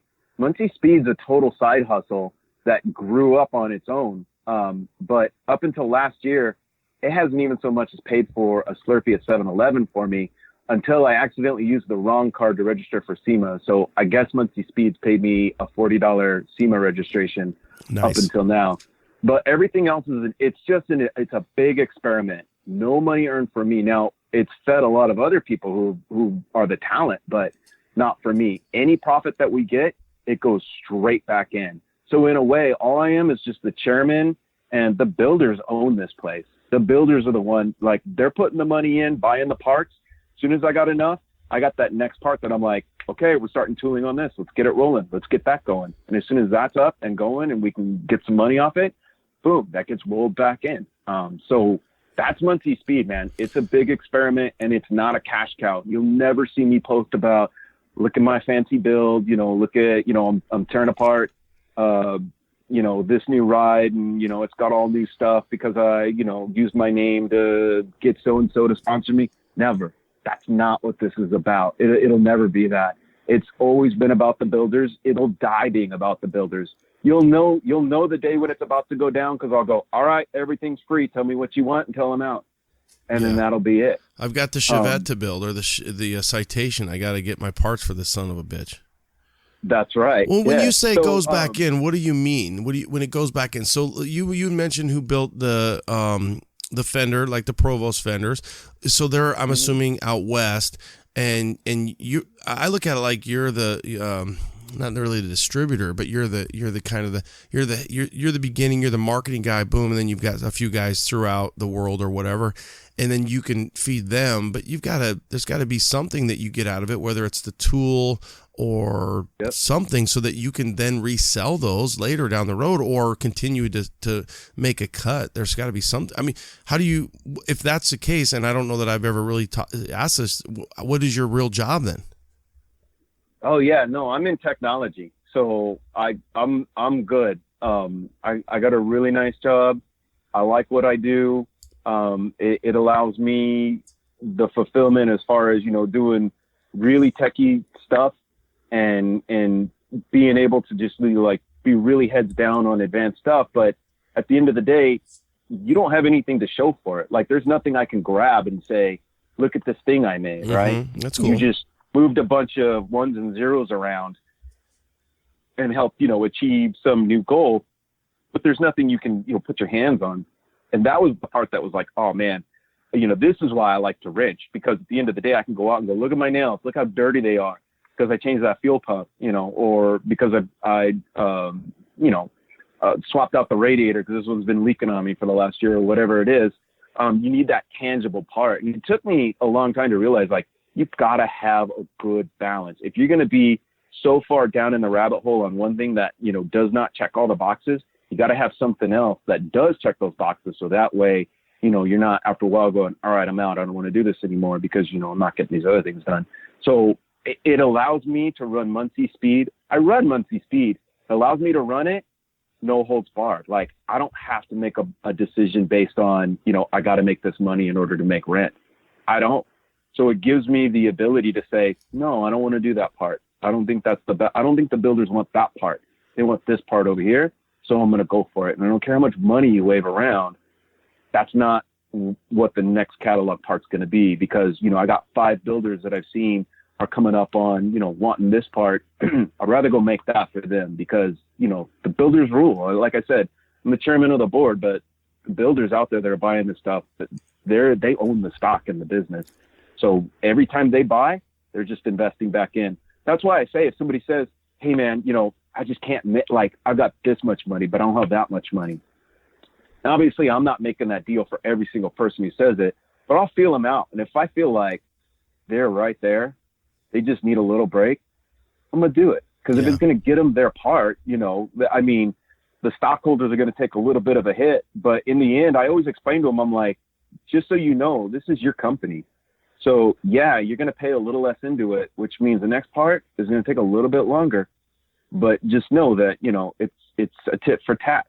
You're going to get your part. So you're going to get on to the next level. But that next part you want is going to take a little bit longer because, I got to work with people to get their parts to them. And if we're not making full payments, then, I can't make that next tool to get the next part out. So just know that. Most people are like, oh, I didn't even know that's how it worked. I just thought this was your, what was paying your rent. Like, no, man. No, this is paying for your parts. This is paying for your next parts. Yeah. Yeah. And it is that way. And we assume it that way just because that's how normal businesses work. And it appears that that's how it works. So it's good to clear the air and just kind of, there's a pay it forward there, but there's also like, hey, this is how this whole thing, is working. And you've assembled a team of, whatever you would call them, carbon fiber dudes that do it for you, right? I mean, yeah. And I use this distributed model. So I love this so much, and I got this from technology, but man, it works. And I think this goes into a bigger theme that you're showing, that Dino's showing, that a lot of people are showing, which is there's no such thing as one job, and there's no such thing as a traditional work day. Those days are done. Those days are for our grandparents. You're going to have 1 or 2 or 3 different hoses all filling up the water, which would be your fulfillment in life. And for you, it's C10 Talk. It's to get into shows. It's to building trucks on top of being a firefighter. So, you get all of those things to check the box. That's the same on this end. So what I did was I used the distributed model. I went, look, most people, we'll pick on GSI because they know I love them. GSI said, we want the best people that can do this job and live in this zip code or nearby, right? For Munssey Speed said, we want the best person who can do this job. I don't care where you are. Will you do this job? Does this check the boxes? Are you interested and engaged? And are you making enough money off of this part that you're charging me to keep doing it, or you get sick and tired of it? And that's what we did. So, the big parts, like those fenders, those got pulled out of Wichita Falls. There's a couple of bezel pieces that you'll see coming out for the Fords. Those are pulled out of Oregon. There's some parts pulled out of Cali still. There's parts that they get overlays. So the custom overlays that we do on glove box doors, which are, real steel American doors that are original steel. We bead blast and powder coat them black, and then they go to Calvin. Calvin's out in Atlanta, Georgia area, and he's just a really good overlay guy. And he does the overlay work, comes back to me, I check it out, wrap it up, send it out. So distributed talent, they're using free cycle times in their days to do this stuff. They love doing it, and as long as they're engaged and they're getting paid what they need to do the parts, we're good. I wouldn't have it any other way. That frees me up to just do R&D. What's the next part? Get that part, customize it, get the mold, prove the mold, make sure it works, get a couple of like sample pieces out, test the market. If it's good, then I look around and go, all right, who wants to make this? Which one of you wants to make this? You? Boom, sending it to you. We set it up so they know the specs on, which way the weave's going, what kind of resin they're using, what kind of process they're using, all that stuff. And then they just start sending it back to me. I inspect, pack, and move it out. So it's distributed and it works really, really good. I think there's a lot more businesses that are doing it and are just not admitting that they're doing it yet. But I got to tell you, it's a great way to do it.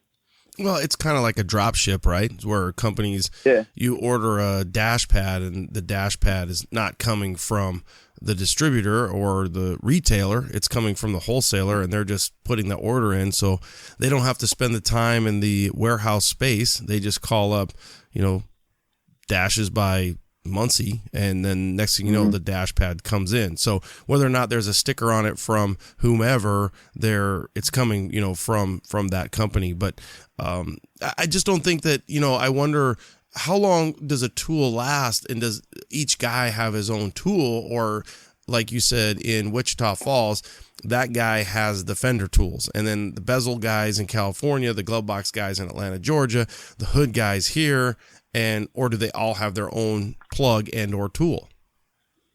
So specific parts are made specific places. So, there's only one set of fender molds, and those are in Wichita Falls. There's only one gauge bezel mold, and that's up in Oregon.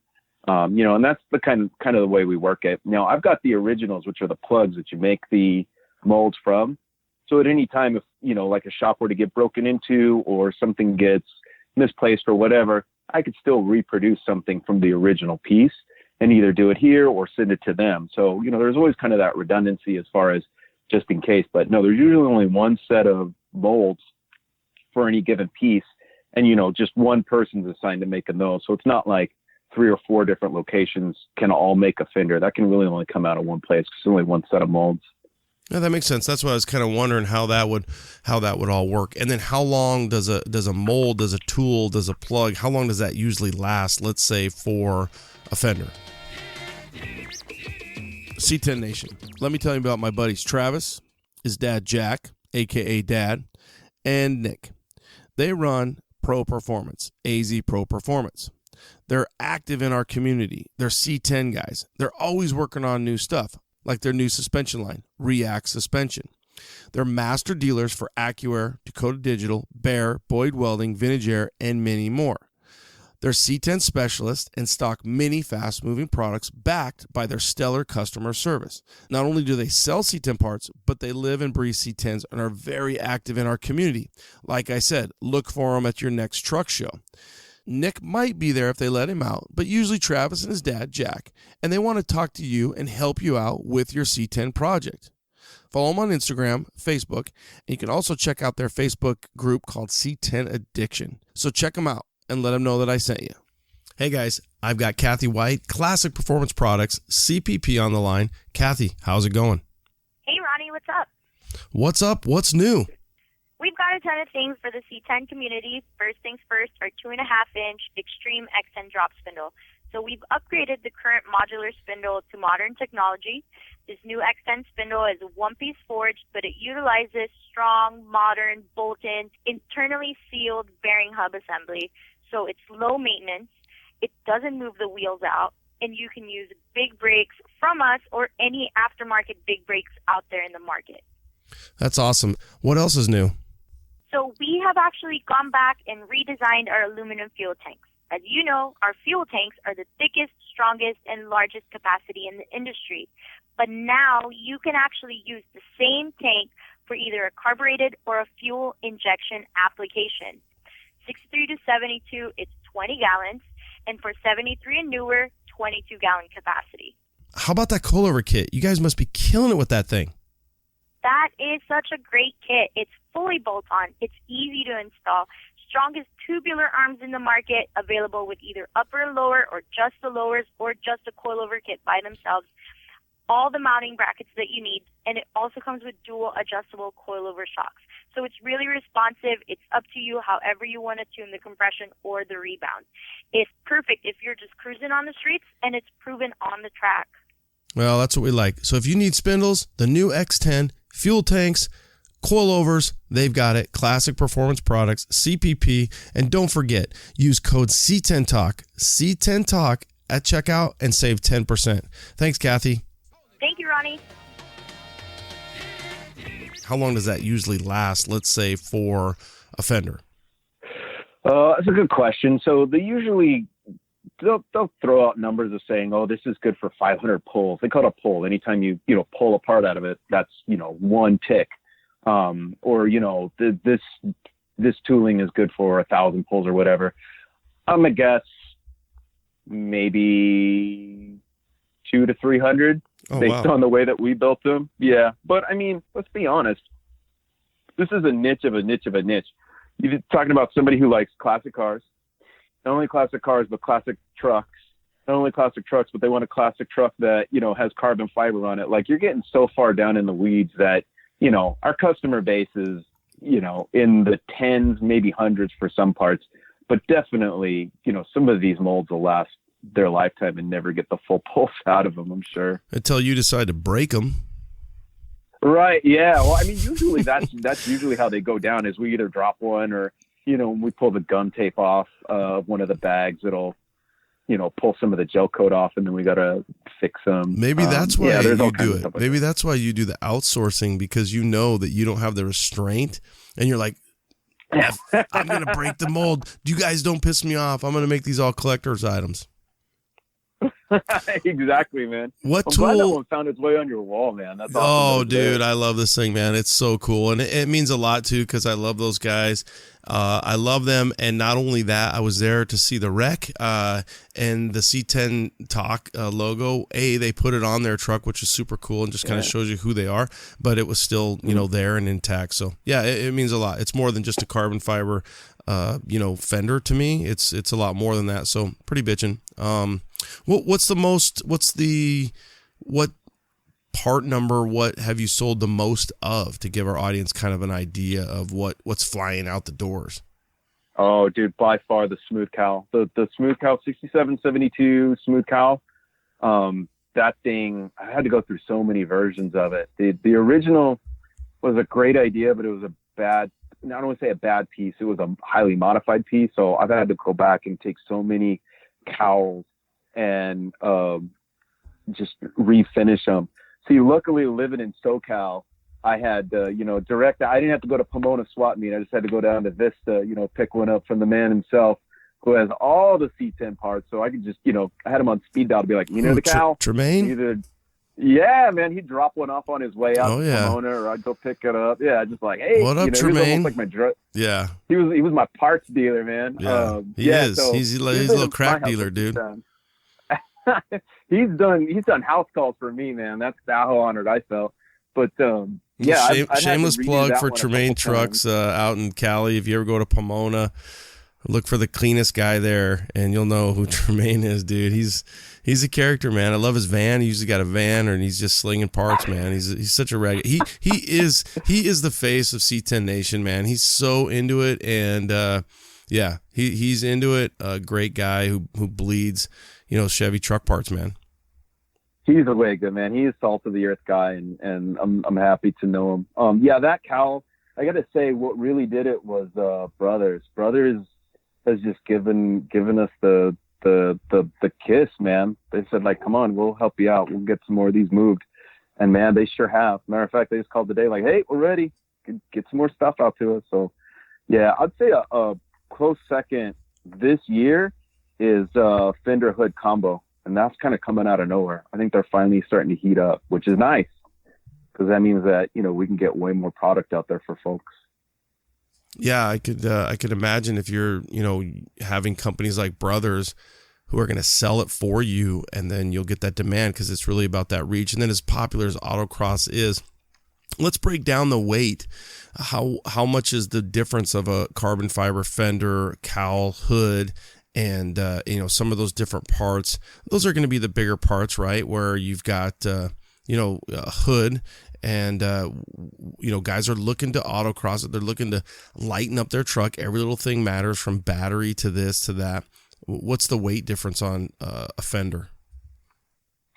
All right, so on a fender, I think we weighed the stock one at around 25 pounds. The last fender we pulled was just shy of 4 pounds. So you're saving some weight there for sure.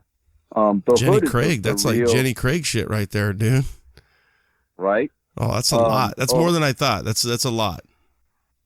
The hood is obviously that's the biggest one. I think the stock hood that we weighed, now it did have some filler in it. So, this isn't just steel.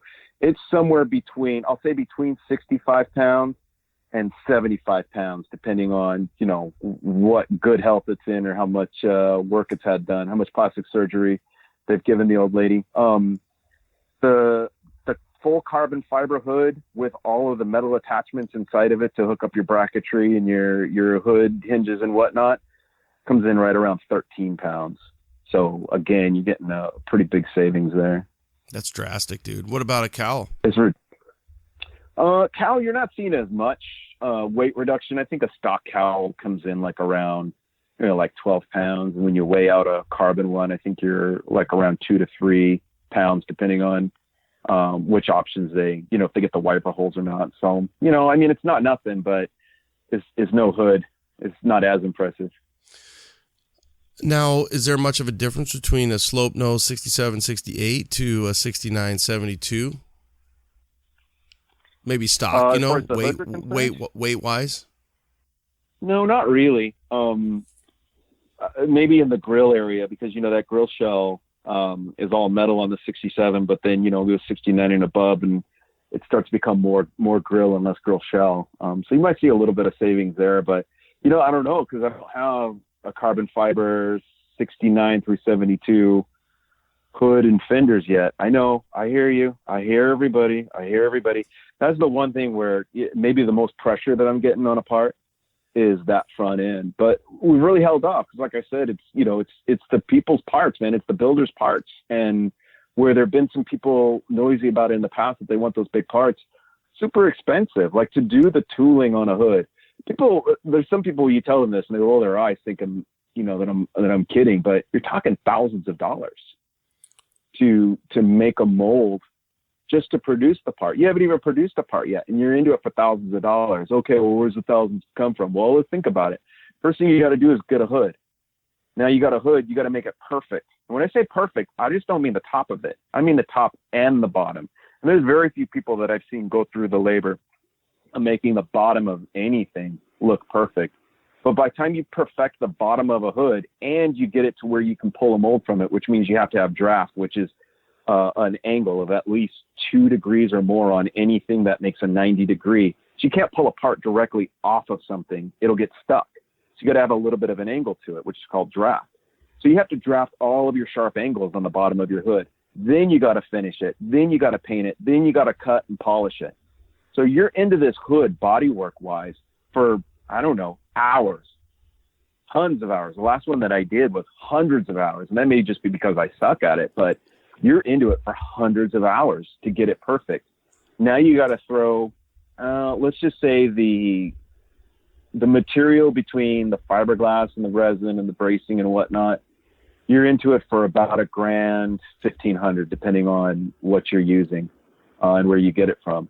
So that's just the mold on top of making the perfect hood. You haven't even made a part yet. So you think about all the time that it takes to do that and all the money that it takes to do that. That's taken a lot out of the builder's account that could go into 3 or 4 smaller parts and get those out there to help people, move along with their projects. But I hear it. Like, there's a lot of people now that are starting to pressure to say, like, we don't want to swap our front ends. We want that 972 because that's what we like, but we want it in carbon. Okay. I hear you. When the funds get up to that, amount and we feel that it's viable, then we'll pull the trigger on it. But it's tough to walk it up to that point because it's a big investment. So you're getting, I just want to make sure I clarify. I know you've already done the 67-72 grill. You're saying you're getting, 67-68 grill. You're getting pressure to do like a 69-72 style front end, or what? Or just that you were having pressure getting the 67-68 grill done? No, we're getting the pressure on the 69-72. Folks are wanting those. And of course, I tell them like, hey, just swap your front end and you can buy it today. I don't want to swap my front end. I want, I like that 69-72 look, and that's what I want. I don't want the fenders. I just want the hood. So I don't want to swap that front end just to get the carbon hood. So in that cost that you're talking about to do that tooling, that's what you're taking that money, the potential profit. That's what you're kind of putting back. Because obviously from a business sense, and you're saying, hey, I do this more for the people, the hobby and the passion.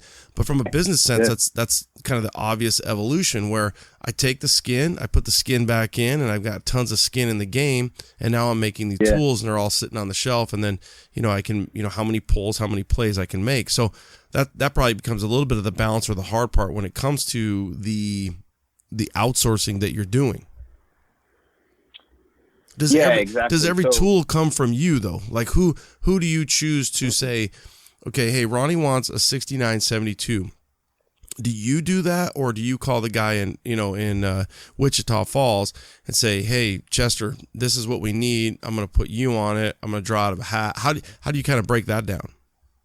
Yeah, it depends on where the part. So anytime I develop a new part, like right now, I'll walk you through all the way. So I'm developing these heat extractors for the F100 guys so they can catch up, right? So these heat extractors are here with me right now. And the reason why, they need it to catch up, literally. The reason why they're here right now is because I want to make sure, first of all, this is a good part. And the molds are good. So I've got the molds here right now, and I've been making 3, 4, I'm up to 5 sets of these extractors because I want to learn, like, how's the best way to lay these up, and about how much resin does it take to infuse these, and how long should it take to lay these up, right? I almost make my own training manual and spec manual, so I know exactly how this part is made off of this mold, and I write all of that up. So then what I'll do is I'll think through, like, all right, Wichita Paul, he's kind of at capacity, and I don't think he'd really be interested in these because he's got big stuff and he's got a whole bunch of other stuff going on. So he might not be interested in this. Marcus in Oregon, this is kind of his jam, and it kind of fits with the F100 stuff that he's doing. So what I'll do is I'll hit up Marcus and say, hey, I got this spec sheet on this new F100. Are you interested? Most likely he'll say, yeah, that sounds good. Talk to me about it. So I'll get on the phone with him and go like, all right, let's bring up the Google Doc. Let's look at the spreadsheet together, or let's look at the spec sheet together. Here's what I'm thinking. Ford guys, they're not going to go over this price.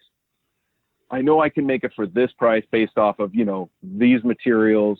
So, you need to be somewhere in between here and here, make it worth your while. But, just understand Ford guys are not going to pay over this much. So let me know where you're at, and then he'll look at it, come back and go, all right, yeah, I'll take it. I can do them, I can pull them per piece for this amount. And then, based off of your specs, and then, you pay shipping to get it back to you for inspection and then send it out. All right, cool. So we'll finalize all that. I'll ship the molds out to him. He'll do a couple test pulls just to make sure everything's good. Send me those, and then we're off and running. I'll take the parts that I have here, which are kind of the promo pieces, get pictures of them. Sometimes I'll, fling them out to folks to get them on trucks so I can get some pictures of them on trucks, and, post it up on the website in the market and have people start ordering.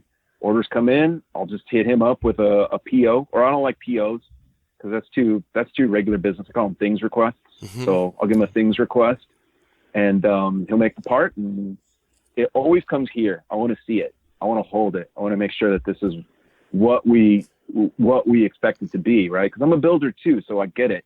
I want this to be what I expect it to be before it goes out, and then I'll wrap it up. I wrap, I box, I ship. On rare occasion do I not, and that's for like the big stuff that comes from Wichita Paul, because that stuff's crate, and I'm not gonna make a builder pay for freight shipping to me so I can hold and touch something for it to then ship out to them on a flatbed truck. I trust his work. His work's always good. So I don't have to worry about that. I don't worry about the other guys too, but I just, it's a good process to just hold the part, look at it, make sure it is what you agreed to sell this person, and then ship it out from there. That's the whole process. Honestly, and that to hear you say all that, that's a lot of work within itself. So hopefully you don't minimize what you're doing, because you're picking the right guys, and there is a quality control there. So you are somewhat of the distributor and the quality control of the work, right? The product. Yeah, I'm the spokesperson for the builders. I'm out there with you guys, like listening, going, what do we want? All right, let me go see if we can make that happen, and then making sure, yep, this is what we agreed on. I'll send that out. So yeah, I'm on the builder side of it, making sure that what comes is what we want it to be. So you are primarily, I feel like your catalog, when you talk about part numbers and catalog, you're really entrenched in 67 to 72. What about the 60 to 66? I know you've done some inner door panels. What about the square body stuff, the OBS stuff? You've got some Ford stuff. What else have you been toying around with, and what else have you, thinking about doing? All right. So I know OBS is supposed to be hot right now, but I mean, I don't know if it was you who said it or your guest that said it. Man, I don't get it. I don't get why an OBS is so hot when right up above it you can get something that's it's kind of in the same price point, and you already got kind of the drivetrain you're looking for. Like, you're not monkeying with carburetors anymore, right? So those are kind of attractive because they're cheap as dirt out here. So you're saying like an NBS? Those. Yeah. Well, yeah. I didn't say it, but here's why. So you're not chasing the practicality of it. You're chasing, for the audience, you've got throttle body, then you go right to LS, right? So 99. So 99, yeah. Right. But even at a good 04, like there was a time, so I had bought my 88 GMC, and Sam Castronova had bought like an 04. I think he paid like $1,500 more than me. So when you really break it down, and this was early on. So let's just say, I paid 35, he paid, 52. Okay. So he's got an 04 single cab. It was a pewter style LS. Let's say he had 160,000, miles. Sure. Yeah. Sure. He had that. I drive an MBS now. I have an 07 Classic Duramax. I love it. I love it. I love it. You're not chasing the motor. You're not chasing the frame, that you're not chasing the practicality. If we were chasing practicality, we would be, doing other things, right? We're chasing a style, a memory, a passion, something that makes us just like a Falcon. Nobody in their right mind is going to go out and build a Falcon. I mean, no discredit to Falcon builders, but that's just what they're doing. Like, nobody's going to go build a Chevy Citation except for you. Yeah. So it's for the impracticality of it. Well, like, it's not about anything that you. I feel like the difference between an OBS and an NBS is that when you look at the lines, and then you look at the smoothness of a factory build, and you see that, right? So even the door handles is a perfect example. A door handle on an OBS, a CK truck, 88 to 98, and then when you go to, the NBS trucks, you've got bulky door handles, right? So they went to bulkiness, they went to the cat eye, where the roundness of it. So that's the first thing. When you see an OBS done, you're like, damn, that's like, mini truckers were doing it, and then the factory looked at that, and I'm sure there's aerodynamicity and obviously fuel mileage and everything else, right? But when you look at that, you look at it. The perfect example to this whole thing, this rambling, is an 88 to 94 dash. It's asinine. It's square. It's asinine. Oh, it's horrible. It was asinine when I was a kid sitting in one, and it's asinine now. But if you ask me, I would probably pick that interior because that's a time and that's the memory that I like. So there's a pull there on these trucks, C10s, K10s, Blazers, whatever it is. Falcons for you, or your dad had a F100. So that's all part of it. Has to kind of come into it. And really, if you think about the whole thing, even if you were to buy an NBS, it might be high miles. So you might want to, most guys to this, we're kind of a crazy time frame. Most guys are like, okay, I'm either going to get a new chassis or I'm going to rebuild this chassis. And then they're like, well, I might as well put a motor in it. So I'm going to rebuild or go through my NBS, or I'm going to go through my OBS and put an LS in it versus a throttle body motor. So that's part of the fun, the build. Just like you touch your products and your parts, that's the fun, that's the control, that's you doing your thing. That's why guys are building trucks, whether it's a Ford, whether it's a OBS, NBS, C10, square body, whatever it is. That's the fun, the journey of breaking something down and then envisioning it the way that we talked about earlier, where you step back and you're like, fuck yeah, dude, that's what I wanted. That's what I saw in my sleep, in my daydreaming, and boom, the stance, the wheel. That's what we see. That's the passion, and that's why we're here. I'll give you this. The 8891 dashes, like I've always been allergic to those, but I got to say, Dakota Digital's making it really nice to be able to look at that. They're putting some nice lipstick on that to help ease the pain. So and the aftermarket is going to step up. They really are. So maybe Munssey Speed will be there. I know Arnie Talk. He's probably in your ear, and he's got his truck. And all right, yeah, for sure. So what about the square body guys? Don't worry. Arnie Talk. I know. Yeah, he's wanting doing your hood. Don't worry. He's wanting full Munssey Speed on that truck of his, and I want to see it. Yeah, I want to see it for him, and he's a passionate guy. So we love Arnie and what he does and what he brings to the scene. No, I haven't seen a lot of square body stuff. Is that something that you've done and I just haven't seen it? Is that something you're gonna do, or you just don't get a lot of inquiries? So we do get inquiries. So this is what I find with the square body stuff, and I see this almost consistently with the 60 through 66. Now it is changing a little bit, and I don't want everybody to get heartburn. Like, talk to me. But what I find is there's people who will get crazy passionate and will not give up until I respond to them about, I want this part. Why does this part exist? You should make the part. You should make the part. You should make the part. And as soon as when I start to listen to them, go, okay, like that might be on the roadmap for what's going on. Talk to me. Like, what are you building? What do you got? And it almost without a doubt always turns out that they're like, well, I mean, I'm not running it, but I just, why don't you have that? It's all I wonder about. You're like, oh, okay, so you don't want to buy this part. You want this part to exist to represent your body style for some reason, to somehow justify your body style. Like, okay, I can't do that. I can't just make a part so then you can feel good that it's in the catalog, but never say you're going to buy it. Like that, I can't do that. We will be out of business quick. It's kind of consistent with those groups. Now, it's not everybody, and it does seem to be changing. 73 round headlight guys, I hear you on those parts. Those are coming around. But for the longest time, it seemed like any part we would put out there for them, because we do have stuff for both of those, but it's not that many, because as soon as we would put them out on people saying like, oh, dude, you got to do the smooth cow. You got to do the smooth cow. Come on, do the smooth cow. And then it's crickets. They're like, well, I'm not getting the smooth cow. I just think you should do the smooth cow because that thing will sell like crazy. Okay, well, nobody's buying it. So thanks. You just wasted your money that, was invested in the company that we could have put towards something else that somebody wanted. So I got to be careful about that. And I'm not blaming anybody for that.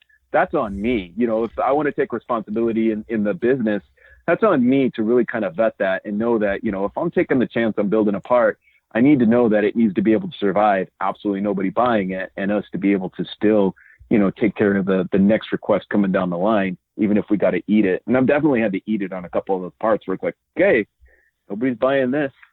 Well, I think if a guy comes forward and wants it bad enough, whether they pre-order X amount or for you're just going to say, listen, you're going to eat a lot of the, you almost have to have you got so much skin in the game, and after I sell 5 of these, I'll give you X amount back, but you're going to have to pony up $2-3 grand so I can start this process. I'll get you your hood. I'll get you whatever you want, but you're going to have to eat some of that cost on it. And that's the tough part. Now, from a business perspective, if you could take, X amount of skin from all the other products that you've made and when the timing's right, but if a guy's got to have it, a guy's going to have it. And if he's got the cash and the cabbage or whatever you want to look at, and he's like, dude, build it. I don't care. I want, maybe they own the tool. I don't know if you would do that and say, hey, I own the first 10 of these and I'll split the VIG on it with you. But, that's for you to work out from your business perspective. But if a guy wants it, a guy wants it. And again, a guy's going to want something until he hears the cost. So I understand that too, because that could change everything when they're kind of like, well, totally off subject, but we did all these state stickers for a while, right? So obviously the number, the states are easy for what's going to sell and where shows are and product. And I don't mean any disregard to anybody at all. I don't care if you're in North Dakota. I don't care where you're at, but I've got a lot of state stickers, a lot. Like I did a ton of state stickers. My wife is an amazing artist and she helped me do it, right? Well, I stopped posting them and I really stopped making them just because I got tired of the one or two guy that's probably not even going to buy it. I'm like, your flag is ugly, first of all, so I'm not going to make it. But then you just hear from those people. So you're like, I could post this and I would tell my wife, I'm like, just watch how fast the comments will come in and it will just be, where's this? Where's this? Why don't you do this? And I always would say, if you order 15 of them, I'll make it, or whatever it might be. It was no different with the one-off shirts. I'll be like, all right, well, we don't make those shirts. We don't make a South Carolina shirt, but I have the flag. So we worked a deal with like one-off print, whatever it was.com.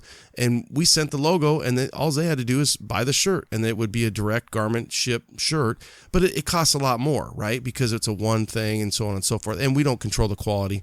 But it does get to the point where you're like, listen, you guys, we're doing the best we can, but we got to go where the numbers are, and the numbers are easy. Texas, Cali, Arizona, it's not that hard to figure out. But I would just sit back and be like, here, let's play a game. I'll post, these 10 state stickers and watch who fires back. The 1 to 2 guys are like, well, where's this? Where's this? Where's this? So not the best example in perspective of financial, but nonetheless, I understand exactly what you're saying. Absolutely. You were talking, it reminded me of an earlier topic. So you're talking like, what do I get out of it? Like, this is my MBA. This is my real world MBA program. It's like kind of like what Tim Ferriss did, where he's like, I could pay $125,000 and go get an MBA program, or I can invest $125,000 on starting a business and learning the hard way. And I got to say, this is the only way I would even achieve an MBA, is doing it the hard way, because I am not college material by any means. I would be classified in any school as just dumb. But this is the only way that I can get to where I learn this kind of stuff, exactly what you're talking about, where you do this like guerrilla marketing, where you go, all right, let's test a theory, right? And you could just sit there, from Instagram on a Wednesday night, post something up and just test the theory you have to go, well, there you go. I knew it, but that just gave me the confirmation that I already knew about. But not only the real world MBA, what I would tell myself for a long time, and I think this is still true, is the whole reason why I even do this, because it's a headache. Like, some days this is a headache. It is truly a headache to run, but I want to earn my seat at the table instead of just having an opinion, but not paying into the community. And I mean, in SEMA, with Ronnie, with Dino, with Provost, with anybody, to be able to have Casey in my phone to go, he had a question about fiberglass and he hit me up. And I remember like showing my wife going, hey, look, I actually know something, like, check this out. But you don't get that by not putting in years of just blood, sweat, and tear and paying into the community to know your stuff and know it well, to where somebody actually trusts your opinion. We know that people see as we call them celebrities, right? Quote, celebrities. It's us. It's the builders. It's the same people, and they just happen to be in front of a camera, right? They happen to have a more noticeable name, but they didn't get that by just staying in the garage and working on their own project. Not that there's anything wrong with that, but I wanted to stick my neck out there and go, okay, you know what?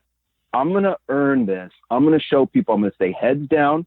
I'm not going to show up and promote myself at, different events. I'm not going to have a trailer out there trying to like show, hey, look at me.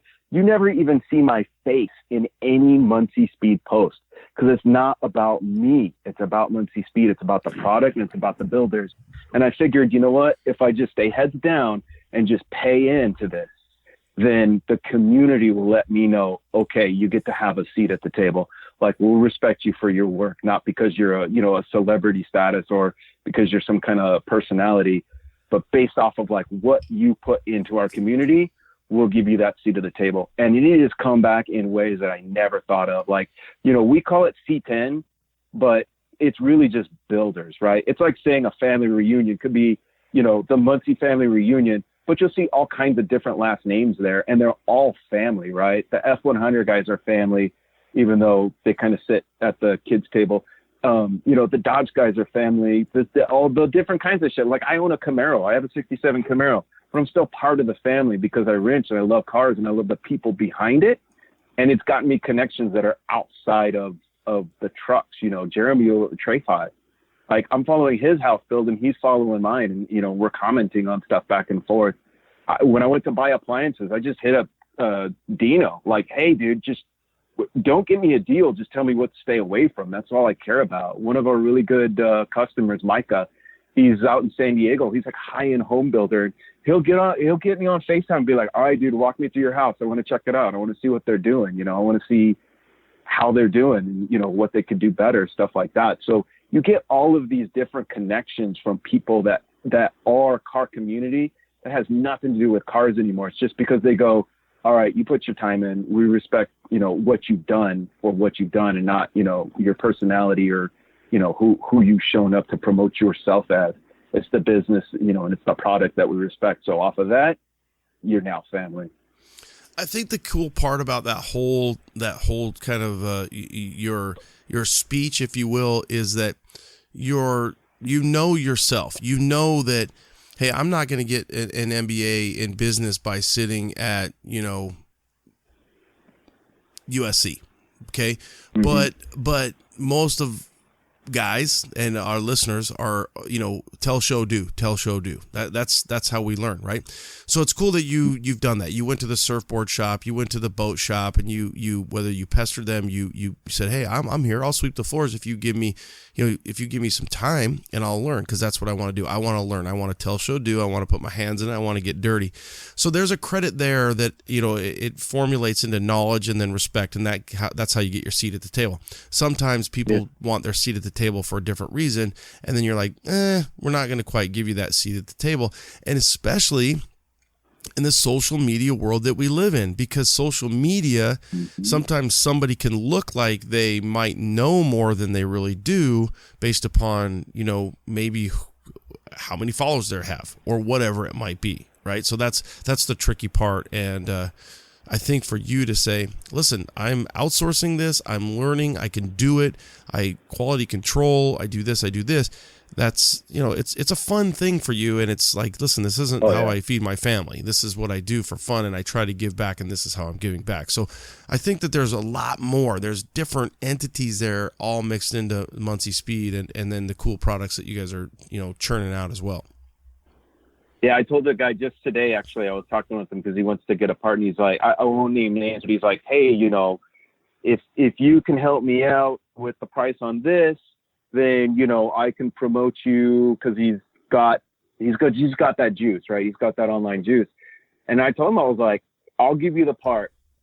Well, I won't give you the part. I'll give you the break on the part because it sounds like you need it. We'll work something out. But you have to understand, there's no obligation, and I don't want you to promote. Because first of all, I think people can smell that from a mile away. And to me, that feels like you're paying for the lady loving as opposed to getting it because you deserve it, kind of a thing. Like, no, I want you to get the part. And even if you got a break on it, if you say it sucks, say it sucks. At least tell me it sucks so I can get better at it. But if you like it, I want you to post that you like it because you like it, not because you're obligated to do it. So I told him, I was like, just to be clear, there's no obligation, and I don't want you to promote this online because it's not what we're about. Get your part, like your part, talk about your part, but don't ever feel like you're obligated to post up just because, you got a break on it. That's probably how real business should do it. But again, I'm not obligated to, take those kind of deals because I don't have to. And I don't take any of it serious anyway, right? It's all a bunch of silliness. So have fun with it, but let people just have their parts, and no obligation on that kind of stuff. Well, now we're gonna know who we're gonna just keep watching the next 5 to 10 days. Who's posting your shit? We're like, oh, he got a deal. Munssey just freaking ratted his ass out, dude. I love that you think that I can ship parts in 5 days. That's the best compliment I've had all week. Well, let's jump into some, you posted like, hey, I'm going to be on the show. What's some questions? Yeah. What were some of your followers wanting to know before? Let's if we've already asked or not, what else did they want to know about Munssey Speed and doing what you do? Let's see. So, yeah. Where are you going to make parts for round headlight square bodies? I hear you. Yeah, we got you on that one. Don't get me started on OBS parts. I hear you, Marcel. Ooh, yeah. Marcel Venable, little auto rev. Yep. What's the weight of hood fenders, front clips? So we talked about that already. So you're going to get a pretty significant savings. I think the guy who was running a drag race said that he shaved about 400 pounds off the front end by just unbolting all of the metal stuff and putting all the carbon stuff that we offer all together. What about the 67, 68 grill? We never really broke the weight down on that. You know what? I don't know. All right. So the next one that ships out, I'm gonna have to make that homework of them to find out. I know if that grill doesn't weigh a ton, it's probably 20 pounds, if that. Yeah, no, it's hollow. Behind it, it's just bent, so it's not like it's a solid product. But I mean, for comparison to what you've been telling me, I'm gonna say it's 20. I do everything off of like either a dumbbell or a plate, so I'm gonna say it's 24 pounds to 26 pounds, and I'm assuming that carbon fiber, it's 4 to 6 pounds. Yeah. I think it's right under 4 pounds. Last one that went out. That's with automotive clear too. So it's stinking light, man. It's funny when you watch people's faces lifting one of these things, because the look on their face is like, my brain's tricking me. Why is it so light? Oh, it's like when you go to take a step and there's not a stair there and you almost freaking break your knee. You're like, oh shit, man. I mean, the first time I freaking picked up this fender that I got from Provost, I'm like, it's a feather. What about bedsides? Yeah. Have you done those or played around with those or been asked to do bedsides? Been asked to do it. Always kind of gauge their realistic feasibility. To say like, okay, you're talking about some serious coins, so how realistic is this? And are you like, hey, 3 years down the road this would be nice, or are you saying, hey, we could work something out and get these going right now?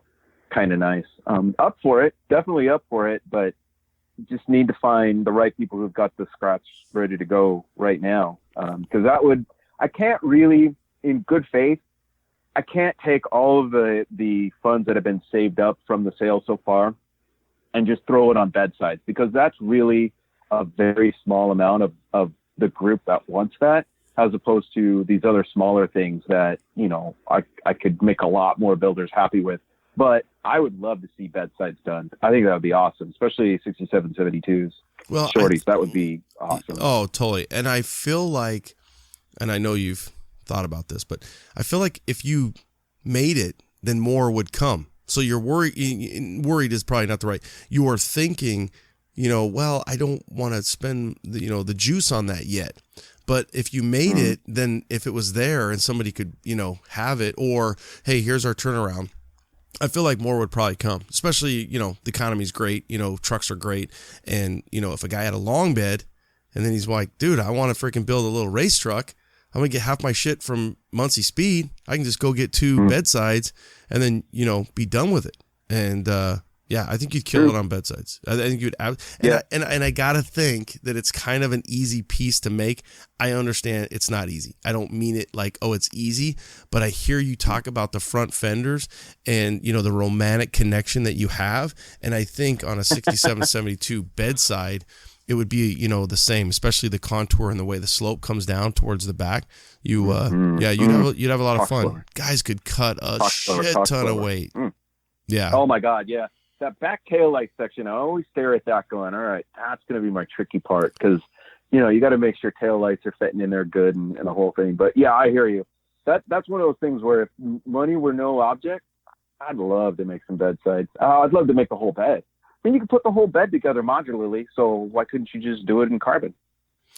Yeah, I mean, you can start with the two bedsides, and kind of build around there. I mean, a tailgate, that might be impossible. I know nothing's impossible, but that would be a lot of work. But very cool. Anything else that jumped out at you that they might have asked you?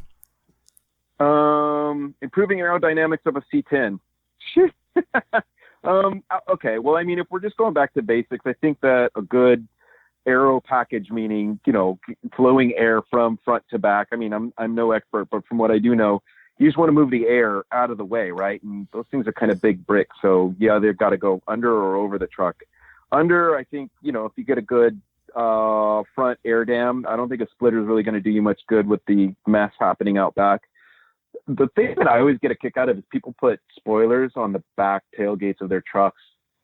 The air velocity or the air coming off the cab into that bed is such a mess that wing is not doing them any good unless you get way up high. I always think it's definitely a visual thing, but I always get a kick out of that because I'll get asked like, hey, what's the best type of wing to put on here? And it's like, that's such a mess back there that you're not really doing any good. So just put whatever looks coolest. Well, I think two things. I think automatically just take your tailgate off or, whatever. But didn't Rob and Brandy have some sort of fin back there back in the early time of their truck and them hitting the autocross circuit and I'm pretty sure they had some sort of fin back there.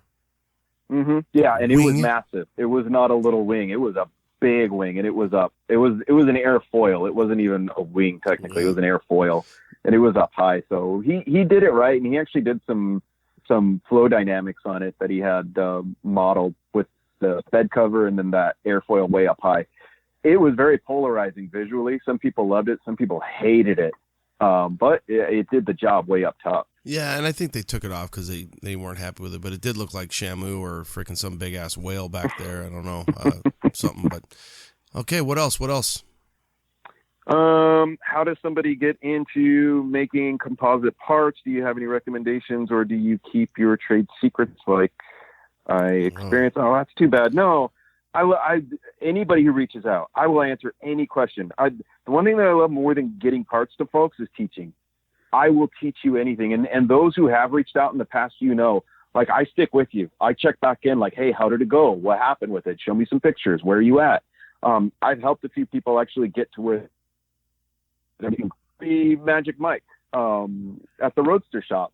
So he had reached out early on because he just had some general questions. And I mean, I laid down, after his first question, I laid down about 30 minutes of instructional video straight to him to say, all right, do this, now do this, now do this, and went through it all.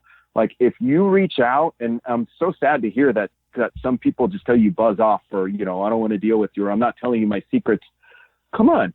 There's not many people doing this. So we need all the help we can get. Like we need more swimmers in the pool. And if anybody's got the passion and, they reach out, ask for specifics on how to do stuff or how to help fix things that they've done wrong, why wouldn't you give them the time of day? Now, if you're just being lazy and saying, how do you do this? And I really don't want to go learn myself, just feed it to me.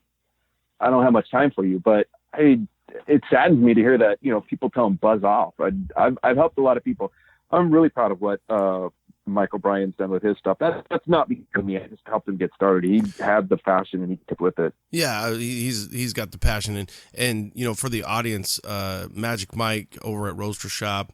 If you don't know, you want to talk about a guy. If like you say, hey, if somebody like Casey's reaching out or whoever it might be, I mean that's got to be up there because that guy's kind of a genius. So what he's doing over there, Michael Bryan over at Roadster Shop, dude's building some rad stuff, and the Roadster Shop's glad to have him, and we're glad he's in the scene because of what he does. I don't know him personally, but just following him and what he does is pretty rad shit.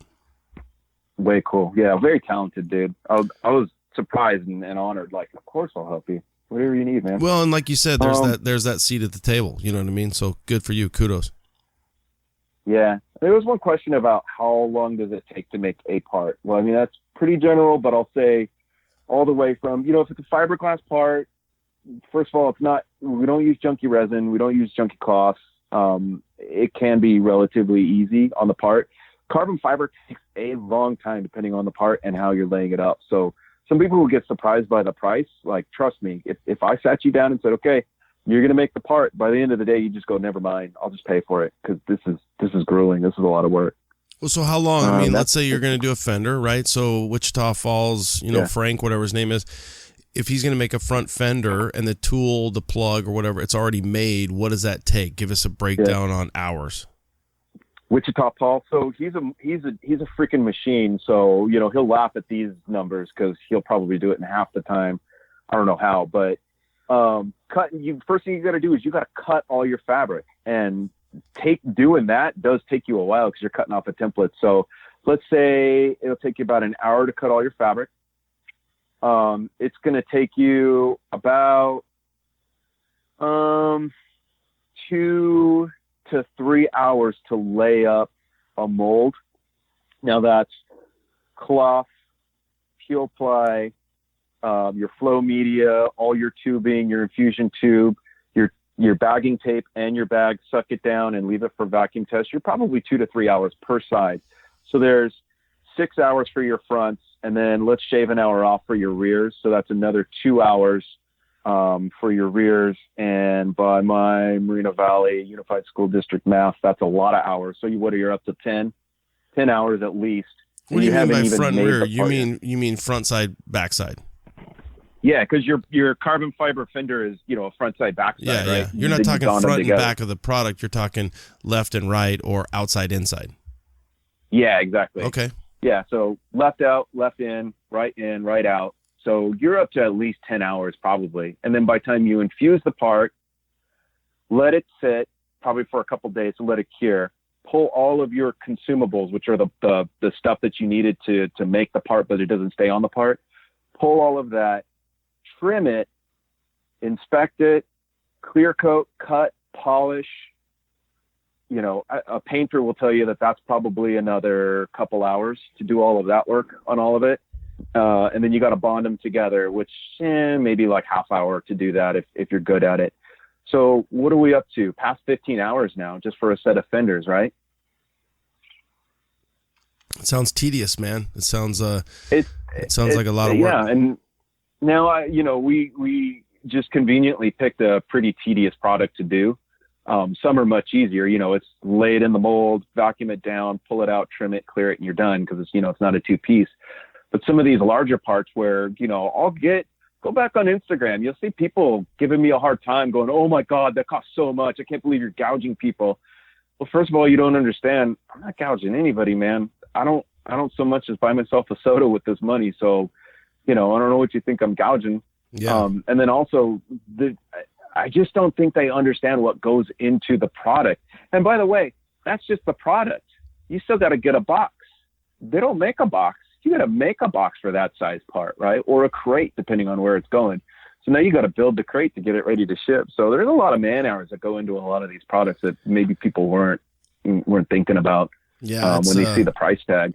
It's probably my number one soapbox when it comes to Barrett Jackson. It's not the C10, it's not the Bronco, it's not the Camaro, that's not what costs the money. It's the dudes and the dudettes that are doing the work. Because if you're a dude or dudette and you're only making $20 an hour to build a $100,000 car or whatever it is, that's where the man hours gets. That's where the price gets up. It's man hours. Labor is not cheap. Shop supplies is not cheap. I don't know a shop in town that's only charging $45 an hour. $85 for a reputable shop. Dealers $120, $130, whatever, yada yada. You can do the Mesa Public Schools, whatever the math is. You can figure it out. Let's get into cost real quick, and we're at about the 2 hour mark, so I'm going to wrap you up here. What's the cost? And let's go with right from the top. Let's go with the cowl. That's something that you've produced a lot of. What's the cowl cost for a 6772? All right, so 6772 cowl is going to come in 2 options: a stage 1, which is all fiberglass. You can also get that fiberglass or fiberglass delete. That's going to be $319. You go full carbon fiber, that's $765 in your choice of either automotive gloss clear or satin. Okay. Fender is $24.50 for the pair in your choice of gloss or satin. Well, that's a key pair, right? So you're looking about $1,200 for a fender. So you're pairing them up, right? Because they don't need 1 or 2 unless they're Provost and they just freaking creamed one. But for the most part, you're looking about $2,500 for a set. Yeah. Okay, hood. Hood, you are at, oh, you're really exercising my memory here. I think you're right under $3,000 for the hood, full carbon, clear, exposed, like the fancy one. Yeah, it's $29.85 for full carbon fiber, top, bottom, ready to mount, like bolt-on hood. Okay, so let's break that down. So if you're at $2,450, let's just say $2,500, then $3,000, you're at $55. That's for fenders and hood. And then if you want the cowl, $765. So let's just take that on up to, so let's see here. So you're at 3, you're at 25. You're gonna want the grill shell now 52, too. Yeah, 5,200. The grill shell. What's that? Grill shell is $950. Okay, $985. Yeah, so another 1,000. So you're at 6,200, and you've got yourself a full front C10 clip. And if you want the bezels, they're probably a little bit more there. So you're getting the bezels too. Come on, all your weight's in your headlight bezels. You should know that. God. So 6,500, yeah. So that's a lot of money, but you're saving a lot of weight, like you said. So what is another big product out there that you're selling, like like a Ford or anything else? Because really, okay. So let's go with your glove box door on a 6772. Yeah, that's going to run you $299. No core. If you got your core that you want to swap out for, I think we give you like $50 on it. Bezel? What about instrument cluster bezel? Instrument cluster bezel, you are looking at stage 1, which is fiberglass, $179, and for that one we do a stage 2, which is carbon fiber over fiberglass. There's really no reason to go full carbon on that, and that's $249, so right under $250. Have you ever been talked about, or have you ever been approached about doing a door? Yeah, and quite honestly, doors and cabs are where I start to get a little bit nervous, just because you kind of play with people's lives when you get into that kind of stuff. That's kind of the safety zone where you want people to stay protected. If it was a fully caged truck, and we knew that there was no way that, someone could get killed by someone, actively entering through in an accident, then that would be another story. But I've always had the heebie-jeebies about going there just because it's kind of messing with people's lives, and I prefer not to do that. So give us an idea. What is a yard, or how do they sell carbon fiber? So when you buy that big old roll, what does that cost? Because we think about the labor, and we just, kind of dissected the labor of it, but I don't think carbon fiber blanket yardage material, that shit ain't cheap. No, it's not. It's not horribly expensive though. So a yard either comes in a 50-inch wide or a 60-inch wide roll, depending on what you get. Some shops will go, full roll, but remember we're distributed, so it's the different folks buying it. So buying one roll doesn't do us any good because then we'd have to chop it up and send it to the different places. And also we do a lot of custom weaves too. So depending on what you want, like what you've got behind you on the wall or in front of you, I don't know where it's at. That's a 4x4 custom twill weave, as opposed to what you would see on a standard 2x2. So, we kind of do it in small amounts. Because we're doing it in small amounts, we don't get as much as a break. So we'll just do easy math, anywhere between $25 to $35 per yard. A fender like the one sitting behind you is going to take about 5 yards worth of material. Now you're thinking to yourself, well, that's not a lot of money. No, you're right. The money is not in the carbon. Not that the carbon's free, but the money's in the resin. A nice high quality, low viscosity, meaning it's more like water than like goo, so it'll flow through a part easy. A nice infusion resin is going to run you upwards of $100, $150 per gallon. And you're likely to use a good amount of that on a set of fenders, if not more, depending on what you're trying to do. So a high quality resin on top of your consumables, which are the things that you use to get the resin through it, but then you throw all that stuff away. You're up to a little bit of a price tag, but still most of the cost comes in time. Yeah. Well, I've got to use one. So if you guys want the price cut from, $1,200, I've got a right fender. I'll sell it to you right now. Nah. I mean, maybe $800. Maybe I could make my mortgage payment this month. But yeah, that's pretty bitchin', and it's cool. But again, it's not for sale, and it won't be for sale. So, all right. So I think we broke down most of the products and the cost, the time, the labor. I think we hit them all, dude. I don't know what else is left. What else do you want one last hoorah to tell the C10 Nation and let them know what's up besides the old suck it, Solomon? No, I won't talk to the Ford guys. I'll talk to the C10 guys. That's what we're here for. So I wish that you could see my hands are together in very much in honor. Every single one of you got us to where we're at. We're only around because you let us be around. I just kept the head down and kept making parts. And, where I feel like every time I would release something, I felt like Delmo would probably see it and just shake his head going, who the hell is this kid making these stupid parts for these trucks, right? Now I almost feel like, well, I don't know him, but at least Dino, if not Delmo, says, no, that stuff's cool, man. So it's because of you guys. You guys got us here. So all I got to say is we're here as long as you want us to be here. You want us to go away, you let us know. But until then, working for the builders, man, just getting stuff out there for you guys. And you're humble, and I appreciate you being that way, and being a fan of the show, and we've connected, so that's kind of a cool thing. It's really cool for me. You've heard me say it, my audience, you've heard me say it. Is I love being where I'm at and doing what I'm doing. If you guys want to follow some of these builds, so obviously Provost Motorsports, Rob over at PCH Rods. Tanner's Customs is the hot one that's really getting a lot of love for you right now. So that's just straight up Tanner's Customs. Now, is that a truck for him? That's his truck, yeah. Oh that's my God! Truck. So yeah, he's got the full Monty on there. Oh, and a Subaru motor to boot. He's making a lot of people upset with that thing, and I love it. It's great. Yeah, have fun with it. I just thought of something. Instead of the full Monty, we're going to call it the full Munssey. So he's got the full Munssey. Full Munssey. Yeah, he's got the full Munssey on there, dude. That dude has not... he has not spared any expense on that truck. So Tanner's Customs, it's all just one run on there. Micah, I don't recall Micah's Insta Wiener, but I know Micah. Metalox did some work for him on the truck. He had actually kind of hit me up a few years back on Yellowstone. So Micah, I can't recall his Insta Wiener. Do you know that offhand?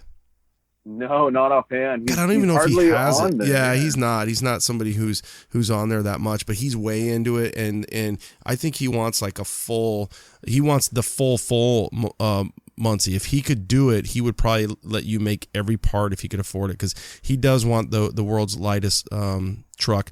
And then you've got Kevin Tetz, and Kevin is Hands on Cars KT.